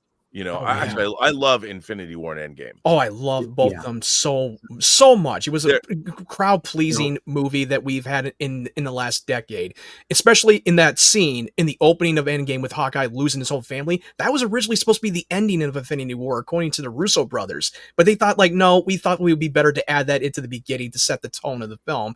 And it felt almost like a horror movie for a moment when he loses his family getting dusted, hearing the thunder, and then just there's no music playing. No, and it's a brilliant way to, because if they'd shown, they had the perfect scenes in Infinity War when everyone gets dusted on Titan and in Wakanda, and then the great end tag with Sam Jackson and Maria Hill Maria Hill getting dusted. I mean, it's so great, and then opening with that Hawkeye scene, because you're like, it's such a nice scene. Hey, we're having hot dogs, and it's devastating.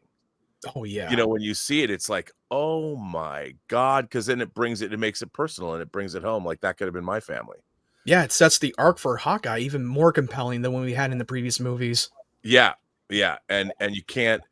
I mean, you can't believe it. It's done so well, and those movies are just a joy of total balls to the wall. Sci-fi fantasy to the nth degree, superheroics. I mean, I just watched them the other day. They're so entertaining. They're Absolutely. those movies are so entertaining. Yeah, because with Infinity War, it was a heavy action oriented film, and it really just pacing was on point, and where this is going. In Thanos' story, it was more centered on him. They were able to explain that, even though that they didn't really explore enough of him in the previous MCU movies. They summed up of his purpose very well, especially a little glimpse of the backstory when he was talking to Doctor Strange on Titan about what happened to his home world. Yeah. And what his purpose is to create a whole genocide by wiping out half the race because we're running out of resources. It's about to cease to exist, and he has to do what he has to do. Yeah. No, and look, I loved how, Infinity War ends with him walking out into his garden planet and just sitting down smiling. He fulfilled his mission. Yeah. He said he would rest his head on a grateful universe, and in a twisted way, that's exactly what happened. Yeah, and it was great. I mean, I never thought in my lifetime I would ever see something like Infinity War and Endgame. It's also the culmination of in a way kind of my fandom. And I think once you've done that, once you've led up to look, they're not going to stop, but in a way they kind of should have stopped. I would have stopped and taken a couple of years off. I agree.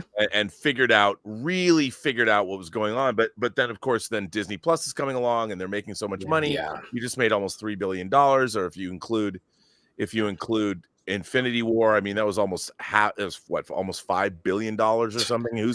They were in the competitions, the Disney, ever since they launched, starting with The Mandalorian, and then they were starting to have their own slate of the MCU, and they were focusing on quantity over quality. And it was too much to the point where it just fell on its face, and it feels like they're trying to course correct the issues. Yeah, and what's interesting is both Star Wars and to see how both of these IPs that were both, I mean, I think Star Wars, I mean, I know Force Awakens made $2 billion, but yeah. I hated those movies. All three of them. I did not like them. They were so ill-conceived, and J.J. Abrams is a franchise killer. Everyone talks about him. I'm like, I think he's a hack. And to me, he killed Star Trek twice. Actually, 3 times. I mean, Justin Lin directed Star Trek Beyond, but I think Star Trek Into Darkness is the single dumbest, dumb from a writing standpoint, the dumbest science fiction movie ever made. I mean, it's monumentally stupid on every single level. And then, you get to Rise of Skywalker, which is like, I don't understand how somebody allowed that movie to get made. Like, how do you allow that movie to get made?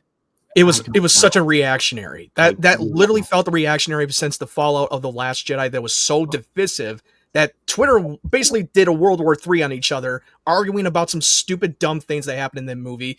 And they wanted to bring people back because J.J. Abrams made $2 billion off The Force Awakens. Well, hey, let's bring things that people know. Let's bring back Palpatine. We're not going to explain why. Makes no fucking sense. What's going on? It was, and you look at that, and that the Rise of Skywalker damaged the Star Wars brand, I think, irrevocably. I don't think Star Wars, and right now, The Mandalorian and Grogu, they've taken a TV show and they're going to put it on the big screen. Oh God! And then you're going to get Star Wars Starfighter.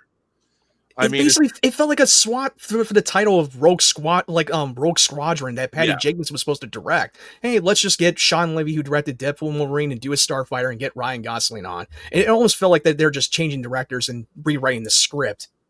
No, and how is that interesting?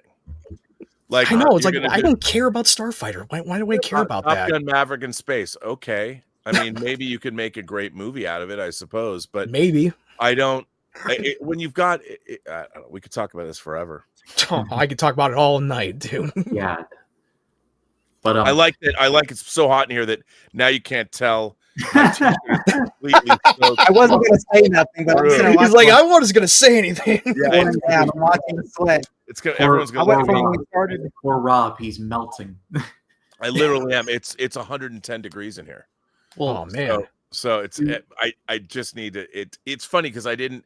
It was going to be like 85 today. I just haven't hooked up. I've got to fix I have a long hose I have to fix for the air conditioner. I just haven't done it because I'm always gone.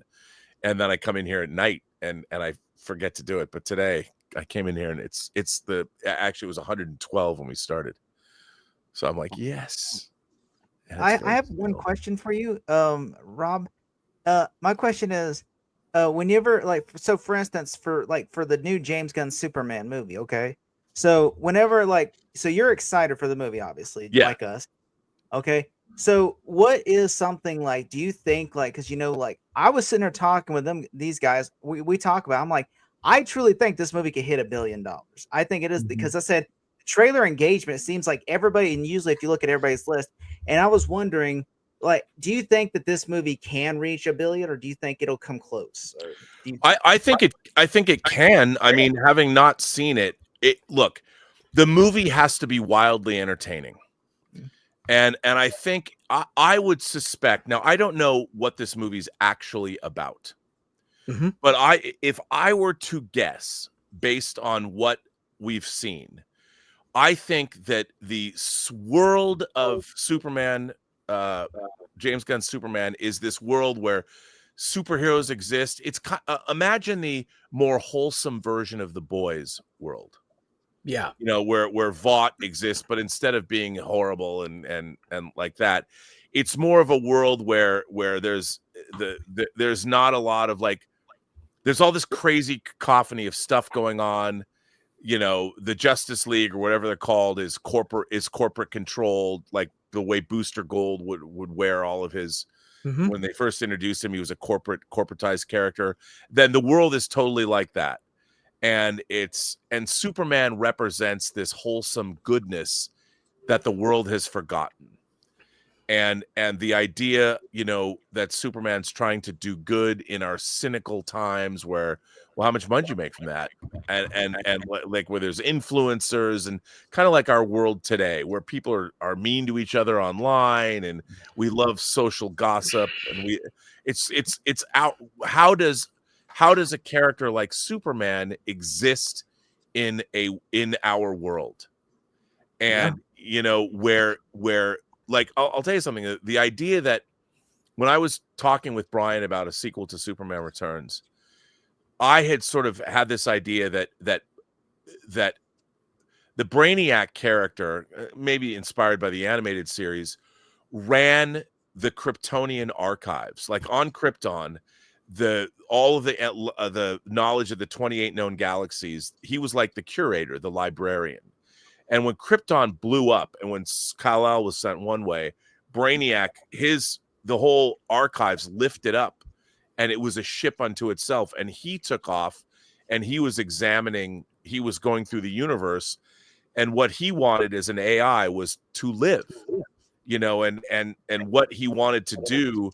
And he had been cloning as he was moving through the universe, finding societies, and he would optimize them. He would go to them and find out, do you have problems? Let me cure your diseases. And he would take what he wanted from those societies and he would eliminate those societies so that nobody could. So he was literally committing genocide against planets as he traveled through the universe looking for the secret of life. How could he put his life essence into, how could he take his AI body and live, be truly alive, be a creature of flesh and blood? And when New Krypton was thrown off of Earth at the end of Superman Returns, and it's pulsating with Kryptonian energy, with the power of Krypton, it's like a lighthouse. And so Brainiac gets this signal, a Kryptonian signal that's being generated by this planet that's formed. And he comes to Earth, and by the time he's come to Earth, you don't know he's Brainiac. He's like this Kryptonian character, and Superman flies up to his ship and says, "Oh my God, somebody from my home planet," and brings him down to Earth. And what Brainiac sees is Superman's son, and he goes, "That's what I've been looking for. I'm gonna put my essence into that kid." And you don't know that over the course of but what Brainiac does is he slowly chips away, and he's like, "Well, I've got the cure to cancer. Why haven't you cured cancer, Superman?" And so he gives the cancer cure to Earth, and Earth suddenly, and he's like, "Oh, I'll stop these wars, and I'm gonna optimize. I'm gonna take care of all your problems." And Superman's like, "You can't do that. You can't interfere in the affairs of humanity." And he's like, "Why not? We're technologically more advanced. Why don't we help these people?" So what Brainiac does is he discredits Superman around the world, and people think Superman. What, you mean you could have cured cancer the whole time and you didn't? Yeah. You're just going to help people on a day on a. You can't control every school bus that crashes. I mean, you know, you could have helped us, but you haven't been. So Brainiac would have convinced the world that Superman is. They shun Superman, and I think in a way, maybe that's what happens in this film, and Superman has to use who he is to get back in the good graces of humanity. And that's kind of how I see what might be going on with this movie. And because superheroes already exist, all the super science is there. And so how does a good man, how does a good person exist in our world today? Mm-hmm. And I think that's what the theme is going to be. I would imagine that how does Superman, when you have all these people like Guy Gardner and Hawk Girl and Mr. Terrific, and you've got the JLA, how do you as Superman, who are basically, how does a Dudley Do-Right character exist in this world? Can this person exist? Yeah, can this person? Yeah, can a person who is all about doing the right thing no matter what the cost, and can that person exist? And there's major consequences when he does try to do the right thing, because because the world we live in is a big giant mess. Like, for instance, he stopped a war, but there's major consequences because you interfered with their conflict, and it's not something you can just solve and punch your way out of things and just solve it in a day just because you have all these gifts. Yeah, and that's what Jor-El says. You know, that's what Jor-El has been saying, and that's kind of a common theme in these Superman movies, is that what is Superman's responsibility to humanity when he can't save everybody? I mean, every person on every street corner has a problem. Yeah. And I can't be, how do I live in a world where I can't save everybody? And if I stop one war, do I stop all wars? You know, why do I even allow weapons to exist when I can just go in? Who can stop me? I can go take the nuclear arsenal of the entire planet and throw it into the sun. And create nuclear man. Yeah. But why don't, right, exactly, and why don't I? And I think that that's going to be examined. And look, I love the tone of the movie. I love what we've seen. We saw more at CinemaCon than they've even shown us now. Yeah, and I really hope the movie's great. And I think, look, never has a movie had to do more than this movie. It doesn't just have to make money; it has to plant the flag for an entire studio. You've got the Lanterns TV series following this up. Well, you got Peacemaker first, the Lanterns, then you've got Supergirl. So they've got these properties that are already Supergirl's wrapped. And if Superman doesn't perform, and I'm not saying, like, I hope it makes $1 billion, but it has to be a hit, like a big hit. And from what I've seen, it probably will be, because look, I liked Zack Snyder's Man of Steel a lot. But the problem with the movie though is it's epic, and it has, but it's not fun. That movie has you might smile in it, and it presents a godlike Superman, but there's nothing like, I keep thinking about in Superman the movie, when Superman has the montage of when he goes out for that first night and he finds like the cat burglar. The cat burglar's crawling up the side of the building. He's in Mission Impossible climbing up the Dubai. Yeah, and then he comes up and there's Superman standing on the building looking straight down at him.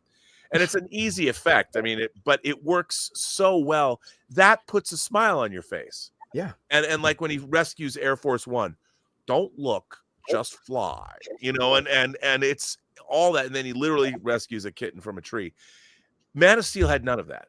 And I understand what Zack Snyder was going for, but the problem is, if you're 8 years old, Man of Steel, Ben Affleck said it, that those movies are scary for kids because they're so dark and they're so like apocalyptic, and their tone. And as much as I might have enjoyed them, I mean, look, in Batman v Superman: Dawn of Justice, Jesse Eisenberg puts a mason jar full of piss on the desk in front of Holly Hunter. Taking a bucket of piss and calling it Granny's peach tea. He literally put a jar of piss in the fucking Capitol, in the courtroom. And then they murder everybody in there. Yeah, And it's very dark. it's very, very, very, very dark. And I understand what Zack Snyder, and I loved Zack Snyder's Justice League. Oh yeah, I I same, love dude, same. I loved it. Yeah. I loved it because when I was a kid, that's how I thought of the Justice League. I thought it was great. But the problem is that movie would not appeal. Like Superman should be a family-friendly franchise. Yeah, It should be. And if I were to say, people don't quite understand what I mean by this, but the tone should be more along the lines of a Back to the Future. yeah, I mean, Back to the Future, because of the way you could have made that a really dark, apocalyptic time travel movie. But when Marty McFly, when his own mother as a teenager wants to kiss him because she thinks he's Calvin Klein and really cool, I mean, that's funny stuff. But it's Yeah. dark. You're making an Oedipal joke, you're making an incest joke, but it's presented in such a way that you go with it. It works. When George McFly is trying to peek when he's on the tree branch and falls out of the tree, and is trying to peep in on Elaine. Or is that her name? Her name's Elaine, right? His mother's name. I think Was it? I think it's Lorraine. It's I think it's Lorraine. Lorraine. Not Yeah. Elaine. Pardon me. It's Lorraine. I mean, the way you're quoting, like I could quote Back to the Future all night for that Lorraine. because it's so good. Lorraine.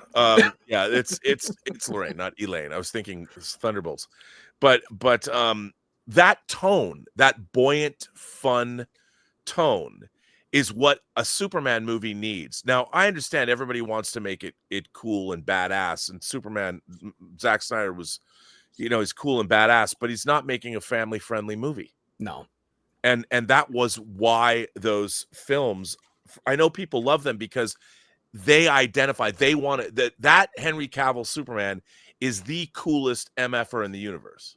Yeah. He's more like the god figure, like the mythic figure of that one. Yeah, and the way that they what they wanted to do, it seems to me with the Zack Snyder's Man of Steel, and we're all the defenders. We love that movie; it's a masterpiece. But the thing that they wanted to do, they wanted to be more like something resembles to the Dark Knight trilogy. To be more grounded and more adult, and not just something that it's not, because the Dark Knight trilogy, that's not a movie you can take your 8-year-old kids to go see in the theater. No, this is heavily more mature theme. And I think that's kind of what the studio kind of wanted to do for this movie. Yeah, and I think, how do you make a Superman movie that you can't take a 7-year-old to? Yeah, I know. You can't even take it. You literally cannot take a 7-year-old to see Batman v Superman. It's way more heavily. It's heavily more on like the political aspect. Yeah, and it's mean spirited too. Mm-hmm. I mean, at the end of the day, those movies are mean. Zod. Look, you look at Superman 2, and I love when they're in the White House. I love when Ursa says, "You're master of all you survey," and he's like, "Yeah, but that was yesterday."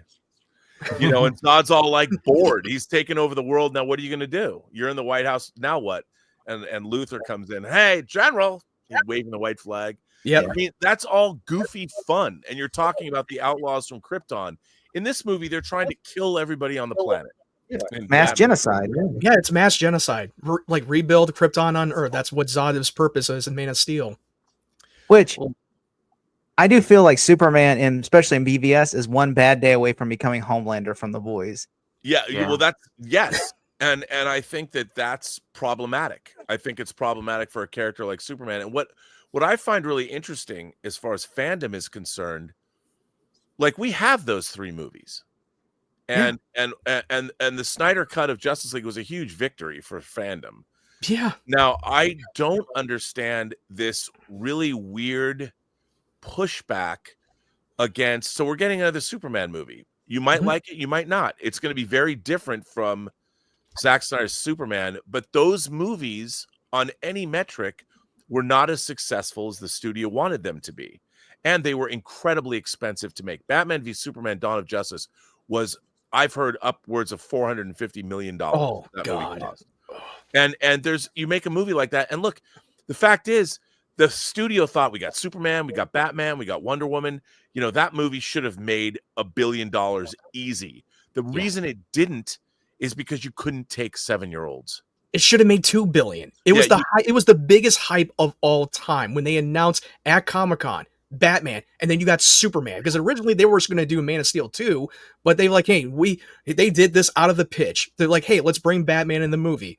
and everybody was losing their mind, including myself. I was losing my mind when they were going to do a Batman v Superman, and this was going to be a crazy action mayhem. The way that they marketed for the trailers, but then it became more of a downer, more of a political thriller drama of this movie, and this is not something you could take your kids to go see. Superman telling people It's way too much.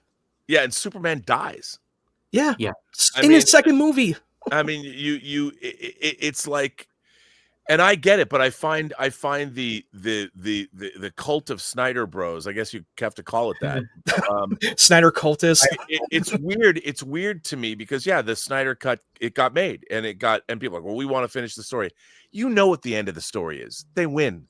They defeat Darkseid. There you go. The spoiler alert. Yeah, I mean, it's you already. Zack Snyder literally showed you the concept art, the blueprint of Justice League 2 and 3. He literally tells it to the fans of what he was going to do for part 2 and 3. And they're getting mad because Henry Cavill's not Superman anymore. And I'm like, he got 3 movies. At least he got 3 movies. Yeah, he got 3, and he was a great Superman. I love and I did love Henry Cavill as Superman. He was great, but those films were not what they were supposed to be. No. The studio had to they didn't get what they wanted out of them, and that's just the reality of Hollywood. But like you just said, we got 3 movies. We did. And also it should be a win for the Snyder guy right cut. here. This guy right here is the only one who should be able to complain about he only got 1 movie back in 2006. And I mean, Brandon Routh deserved another movie. I agree. I think they would have. I think it would have not. They would have knocked that out of the park. I think it would have been. I think it would have done really, really well. But unfortunately, Superman Returns didn't even gross 400 million worldwide. It didn't even make 400 million. No. And that movie was a $200 million movie. And it was unfortunately that was not what they'd hoped for. And Man of Steel was 225 million, and it made 600 and something. Yeah. And so that was more successful. And you can't argue with that. But I would think that I'm really curious because James Gunn's take on the DC universe. Like, I'll tell you something. I love the first Aquaman. Oh yeah, same. I loved it, and I was like, it was goofy as shit. I mean, it was, but I absolutely playing the drums in that movie. That was canonical too. That was like, right out of the comics. Who would have thought you see an octopus doing the drums? Boom, boom, boom, boom. I mean, that was so goofy, and I loved every minute of it. But to me, that they got it, like they understood the assignment, and cut to it made over $1 billion. Yeah, no one ever thought it would have happened. No, and it was so funny. I went and saw that with Campia, and as I was watching that movie, I was just delighted by it. I'm having such a good time. And remember, Zack Snyder cast Jason Momoa as Aquaman. That movie was part of the Snyder's universe. And like I will die on this hill. I like The Flash. I'm one of them too. I actually enjoyed the movie. I don't. They did not like that at all, and I fight them on that all the time. I was like, I don't know. I enjoyed it. I like seeing Michael Keaton. I love Sasha as Supergirl. Yeah, and I everything about that movie. I understand why people didn't like it. And look, I thought the first Wonder Woman was great. Oh, I loved it. The second one was god awful. Oh God, yeah. I didn't even bother to go see that in the theater when it was on a day-to-day stream on HBO Max. I just felt like, oh God, I'm seeing mixed receptions. I don't know if I want to go see this in the theater. Thank God I dodged a bullet. Cheetah could have been a badass like the Winter Soldier. She could have fought. Instead, she's basically she's dressed like a hooker in most of the movie. And then on top of it, she's like, "You better watch your back, bro." And I'm just like, in what world is this supposed to be good? That movie was terrible. God, that mall scene was so cringe. It was so bad. And when I watched the Snyder cut of her taking out a bunch of like British terrorists, murdering the people, I was like, let's go. That's the Wonder Woman I want to see. Let's go. Yeah, and but the whole storyline with him wishing, I'm gonna wish on this magic. That was stupid. Terrible. How they brought back Steve Trevor made zero sense. That was all It was all. Yeah, everything about that movie was bankrupt. Yeah. Well, I hated it. Well, to put the period at the end of the sentence of this review, I think that Superman Returns is misunderstood in a lot of areas. It's not perfect, but what it does get right, I think it gets right, and I think that it should be celebrated. And I feel like I'm willing to ignore Superman 3 and 4 in place of this, of like Superman 1, Superman 2, and Superman Returns. There's your trilogy. Lock it away. Yeah. But I pass it off to all of you. What did you think of Superman Returns? I know Aaron White, this is his favorite Superman movie. We're going to get an essay, boys. Dude, you have no idea. He would write a novel of his defending that movie. He would in the comments. I'm not even joking. Aaron White's one of my subscribers, Rob. He's one of my biggest fans, and he always writes the best comments but the longest comments. That's the context behind that. It's hilarious. But Rob, there's like a short list of people from like my Collider watching days and AMC Movie Talk watching days that I wanted to have on the channel that would have probably never happened. You are on that list and you are here. I can't thank you enough. This has what a great conversation. Thanks for, letting me ramble on. But, I'll tell you something. I met a lot of great people working at Collider. And I the people like, Harloff and Mark Ellis and everybody involved with the Schmodown. I mean, despite some hiccups on the way, I really enjoyed my time there. And, I celebrated back in April of this year, April of 2025, April 14th was my 10th anniversary on YouTube as some kind of a pundit. And I remember getting a call from John Schnepp, who I'd known for a long time. I didn't watch YouTube shows. I watched like trailers on YouTube and stuff. And John Schnepp said, hey, you got to come down. I'm doing this thing called AMC Heroes, and you should be on it. I was on the 6th episode of that show. And I didn't know anybody at Collider. And I didn't know John Campea. And, I kind of walked in, and it changed my life because, I kind of live this life of a independent creator making low-budget movies and things and trying to get stuff off the ground. So I kind of used YouTube. It sort of kept me attached to my fandom so I could also make some extra money to like work on these projects that I work on, whether it was a movie like Tango Shalom or a movie like Paradox or The White Devils, which we have coming out, or my audio drama. I've had a great time, and I've met guys like you because of Collider, and I've had a really positive experience with the community and meeting everybody. And there's a lot of great people around, and there was a lot of great people that were fans of the Schmodown and fans of the entire Collider crew. So I think it was something that was really, really special, and it was I am forever grateful that I was a part of it. So I had a really good time. Well, Schmodown and Movie Talk and John Campea's show means a lot to me.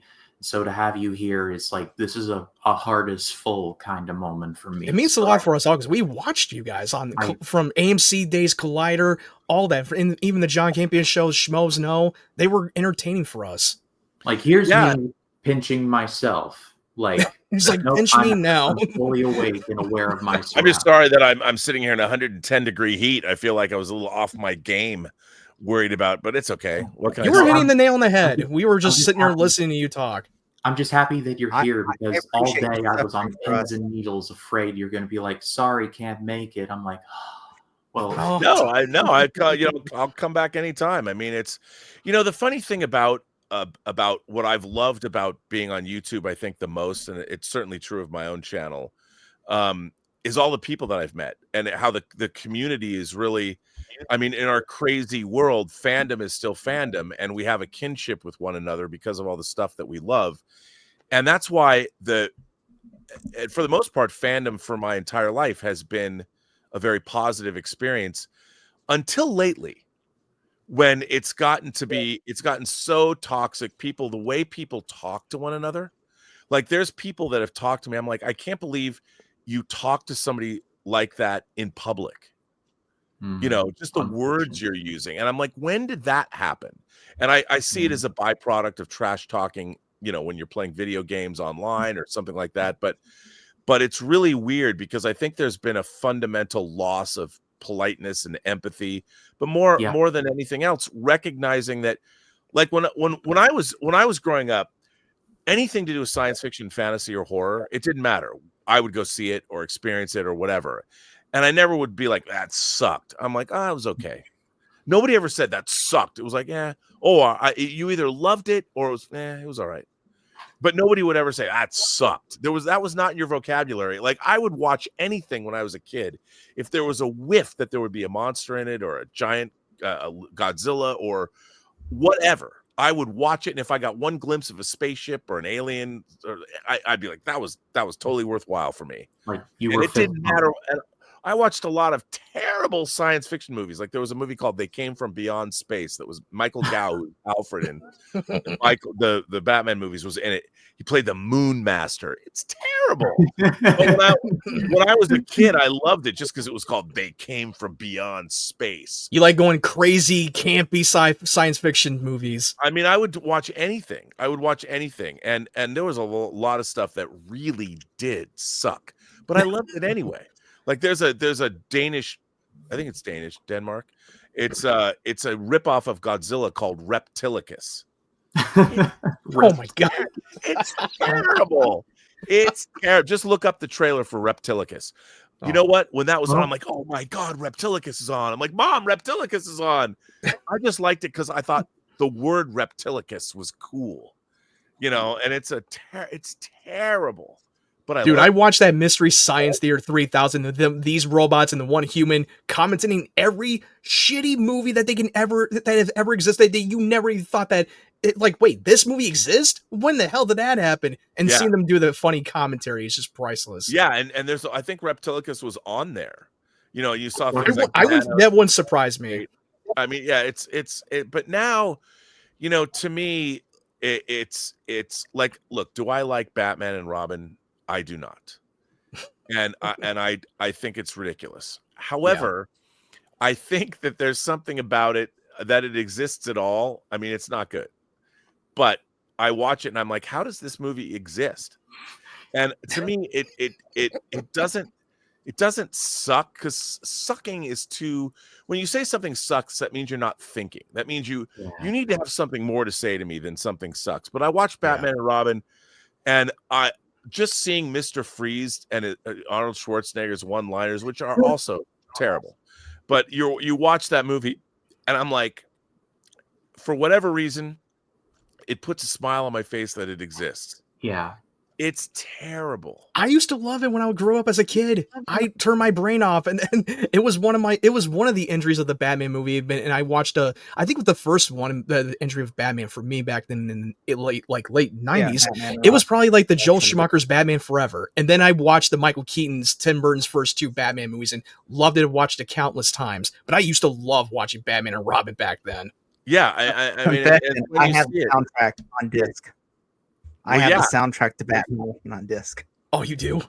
And like the same is true of so many, movies. It's when you look, I hate the Goonies because I was too old when it came out. But the people that love the Goonies, they hate me for hating the Goonies. I'm like, I hated that movie when I. It's like, are you crazy? It's awesome. Yeah, I mean, I love the Goonies, but hey, it's all subjective. It also depends when you see it. Like I wrote a review of that movie for my high school newspaper, and I'm like, this movie has gratuitous kissing in it. It's like when the actors just Martha Plimpton wanted to kiss Josh Brolin or whatever, and it's like they would at any and she accidentally just grabbed Sean Astin. Yeah, in the cave. They just left it in this film. They didn't cut it out, even though it wasn't supposed to be there. But I mean, I can't. I guess I can't complain. But nowadays the online discourse, like, okay, so you love Zack Snyder's 3 Superman movies. That's great, but why can't I be excited for James Gunn's movie without being called a shill or somebody saying you'll never be able to convince the Branch Snyderians. Yeah, I love that's I haven't heard that before. That's he always comes up with some clever term. Like, always watch out for this guy. I love that. I'm never going to forget that. That's my new favorite term. Yeah, it just seems to me that the Snyder cultists, they'll just complain about anything that James Gunn does at this point because they're so butthurt about Henry Cavill's departure of the DCEU, and they're trying to restart this whole thing. And they just can't, hey, just give it a chance. If you don't like it, that's fine. But don't just expect in this movie to fail and start boycotting this whole DCU. How do you not get excited about a new Superman movie coming out? I'm excited. I really don't understand. It feels like no matter what you do, they'll complain about every time they reboot Superman. They think if this movie flops, they'll go back to Snyder. Yeah, like I wasn't mad. Look, I love Timothy Dalton as James Bond, but when 6 years went by and Pierce Brosnan became the new James Bond, I didn't sit there and go, I'm not going to go see GoldenEye because it's Timothy Dalton's not in it. I'm like, there's a new Bond movie coming out. I'm going to go see. I'm not going to not go see a Bond movie. And it's like they're putting out a Superman movie. I want to see what this Superman movie looks different. It feels different. It's got Superman robots. It's got crypto. It's got kaiju. It's got the Maxwell Lord's Justice League. It's got a badass Lex Luthor. It's got a great Lois Lane. Oh yeah, I'm great like, casting. I'm like, what? Jimmy Olsen looks perfect. I'm like, what is not to like? He kind of James Gunn apparently just wants to bring this comic book accurate to the screen, and people for years complain about, oh, it's not comic book accurate, blah blah blah. Like, okay, when you do get it and you bitched about it, like, what's going on here? Wouldn't a comic book accurate movie have to be by definition not moving? Because it's a comic book. It's like a printed page. You're turning it into. I've never understood that. Like, it's an adaptation of the comics, and it's such a weird thing to me. And if you've ever tried to translate, I mean, look at this, the Superman costume. I mean, I know you got like the new 52 high collar in it and all that, but it's like that. And it's the Kingdom Come S, which I actually like all that stuff. I really dug the Kingdom Come logo. I mean, even when Brandon Routh first time got a Kingdom Come Superman from the DC's Arrowverse crossover, oh my god, that was perfection. Perfection. Yeah. Now, what is that product? Oh, that's the new Nathan Green Lantern from the new Superman. Well, where'd you get that? A Target sells them. Oh, also Amazon. This one came from Amazon. Amazon started selling them already. Wow. I didn't know they would start selling it at Target. I didn't either. Yeah, wow, Target sells. I'm gonna tell you now, Amazon's cheaper if you have Amazon Prime. I got this from Amazon. Target literally is like $7 in shipping. I feel like $17 for Mr. Terrific, which Mr. Terrific just came in, but I think it's somewhere. But like this one, Nathan Fillion's Green Lantern. This one was it's like $10 too. It's only $10, and I'm like. And this is really good. Is that 12 scale? Yeah, 12 like scale. Star Wars Black Series. Yeah. Well, that's cool. Like it's like because I'm excited because I'm excited for this movie, and I'm like, you know what? I was like, I saw this on Amazon because I was sitting there scrolling because I'm like, I'm like you, I'm like sitting there looking on Amazon, looking for those tickets. Like, when are those tickets drop? Right. So like I saw this, I'm like. Looking on Amazon, I see this like, oh, they have this for $10, and they have the Green Lantern. I think they have Hot Girl, Green Lantern, Superman. So I already got the McFarlane Superman, like that the one ordered for like GameStop over that the $50 Superman statue of him standing. I got that. Rob's gonna let Campion know of this as soon as we're done.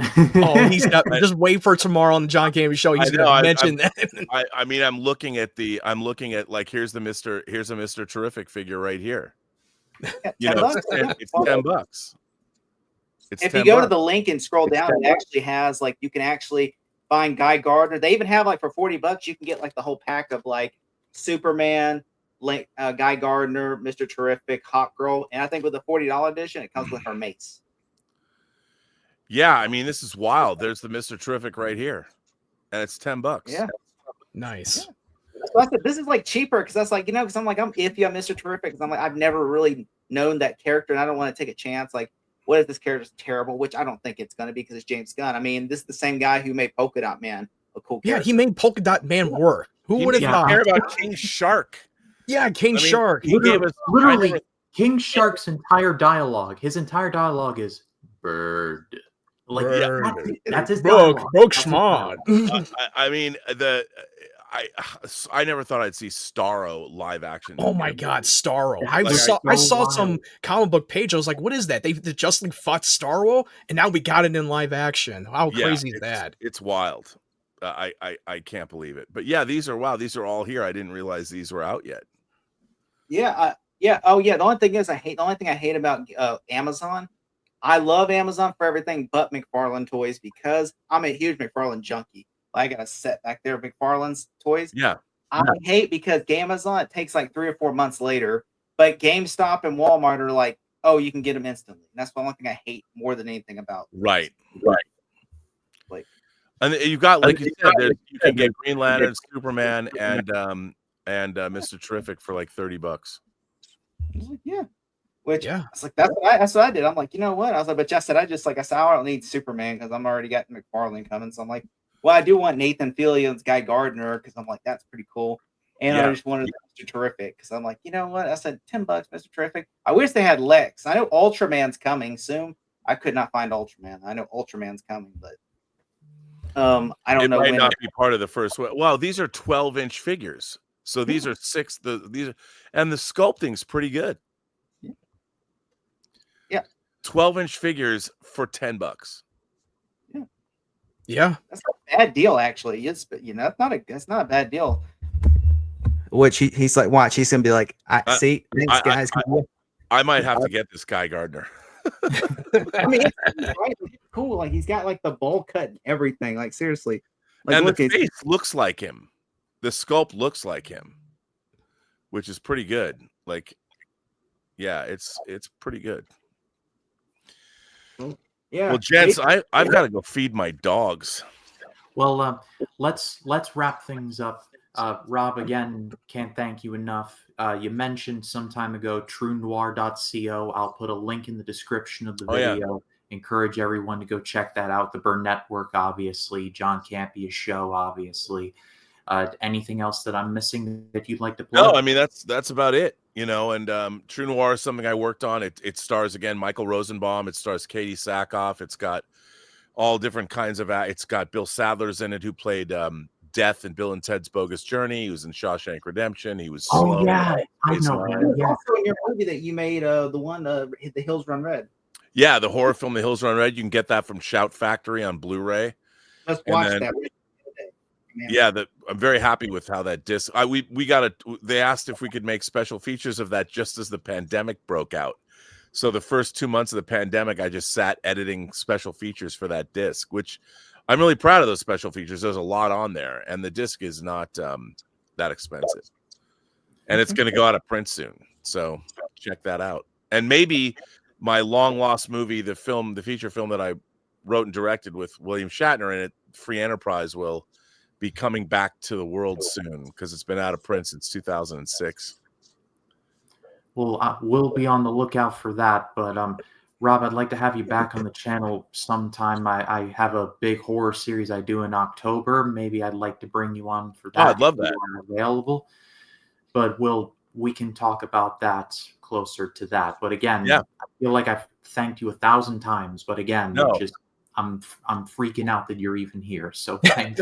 Dude, I was so nervous. I was like, oh my god, we're gonna talk to Robert Meyer Burnett. That's crazy. I was sweating bullets before this whole thing started. Like I had to prepare to watch the documentary of the Superman Returns. Like just add something in. I'm really proud of that documentary. I mean, a lot of people keep writing to me about that. I hear, and it never really got finished because there was so much more footage that we wanted to do, but. It was because of the performance. It was unfortunate. The Superman disc was going to be a 3-disc set. And I thought we were going to make a 6-hour documentary instead of 3. But I mean, hopefully if they ever do a 4K remaster, they might add more like extended version of the documentary, hopefully. Yeah. Yeah. I mean, I watched that documentary. I was like, oh my God, it's so surreal that you get to experience the making of that movie. Seeing Brandon Routh becoming Superman. That if I were in your shoes, I would be freaking the hell out. It was. I mean, it was crazy I mean, at the time I'd worked on by then at Narnia and Lord of the Rings and X-Men and stuff. So I wasn't, I could not go crazy, but I was always geeking out. But it was a really interesting time. It was interesting to be there and to see these gigantic tentpole movies get made from the ground up. And Superman Returns, I was there, and I really felt like I was a part of the production. I'm actually in it. Yeah. I'm the NASA reporter. You hear my voice in the. I'm on screen for literally 15 frames. I saw that for a brief moment just today because I literally just got done rewatching the film, and I hear you in the background, and I pause it for a moment, like, yep, there's Rob right there. There's Robert Meyer Burnett. Yeah. I was a special effect. I was standing in front of a green screen, and it was hard. I was totally nervous because you have this big film crew, and I've been following everybody around with a camera for a year, and it was fun. It was fun to do. Yeah. Was this your first acting role?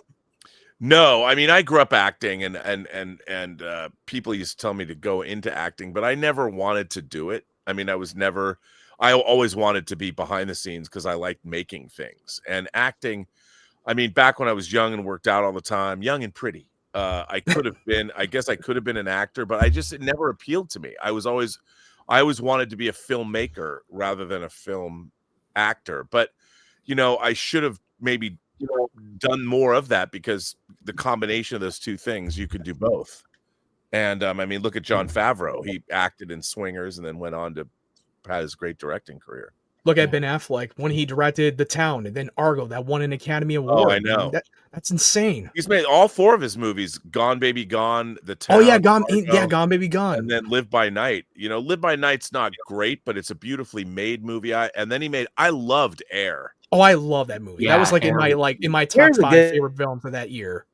And he directed that. He did such a good job, and he acted in it. Playing Phil Knight.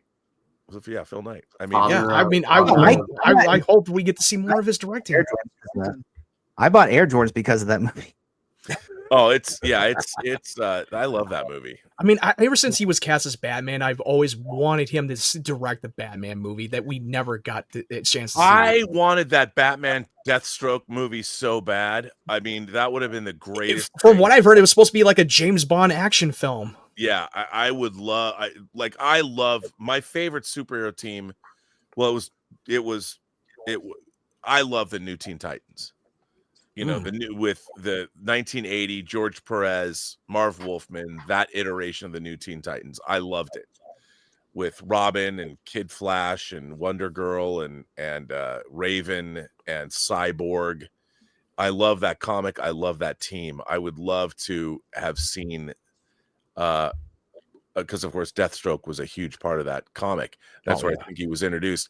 I would love to have seen Slade Wilson go up against Batman, because we got a chance to have that in an Arkham Origins game with Deathstroke and Batman. Yeah, and seeing Joe Manganiello at the end of Batman v Superman: Dawn of Justice, to see that, I was like, God.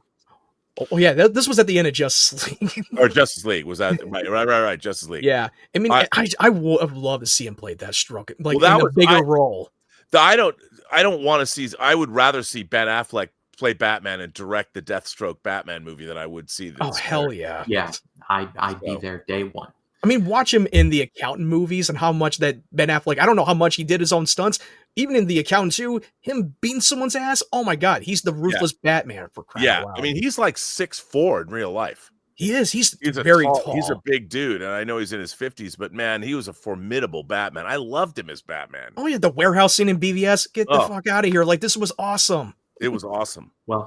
Well, Rob's dog is waiting patiently for him, so we should let him get to that. But Collins, what do you have coming up? Well, first off, I just want to say thank you again, Mr. Burnett. And I said, I didn't realize, I am so sorry. I did not subscribe to your channel, but guess what? Right there. Just subscribe to your channel. You haven't done it yet?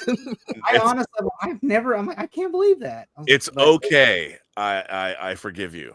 Better late than never. There's still people that go, I used to watch you on the John Campea show. I didn't know you have your own channel. I'm like, oh man, I haven't been doing enough publicity. So story of my life. Yeah. But Matt Wyatt, what about you? Yeah, well, I just had put out my few trailer reactions to Jurassic World and Predator Killer of Killers and the Welcome to Derry. And then I put up my non-spoiler review for Final Destination Bloodlines. And if you want to find my channel, it's at Matt Wyatt 92. I will be seeing Mission Impossible: The Final Reckoning this weekend, and my review will be up and sometime this weekend. Yeah, man, I can't wait to see Killer of Killers. I heard it was so good. Yeah, it looks dope. Looks great. Well, all the links to everyone here will be in the description. Go check them out. Go give them a subscribe. As far as this channel goes, we just have one Superman movie left before the James Gunn Superman one, and it is one that was free of controversy and everyone absolutely loved it. I am being very sarcastic, of course. It is 2013's Man of Steel. But for Robert Meyer Burnett, for Jake Collins, for Matt Wyatt, thank you all so much for watching. My name is Ryan Cam, and I will see you in the next one.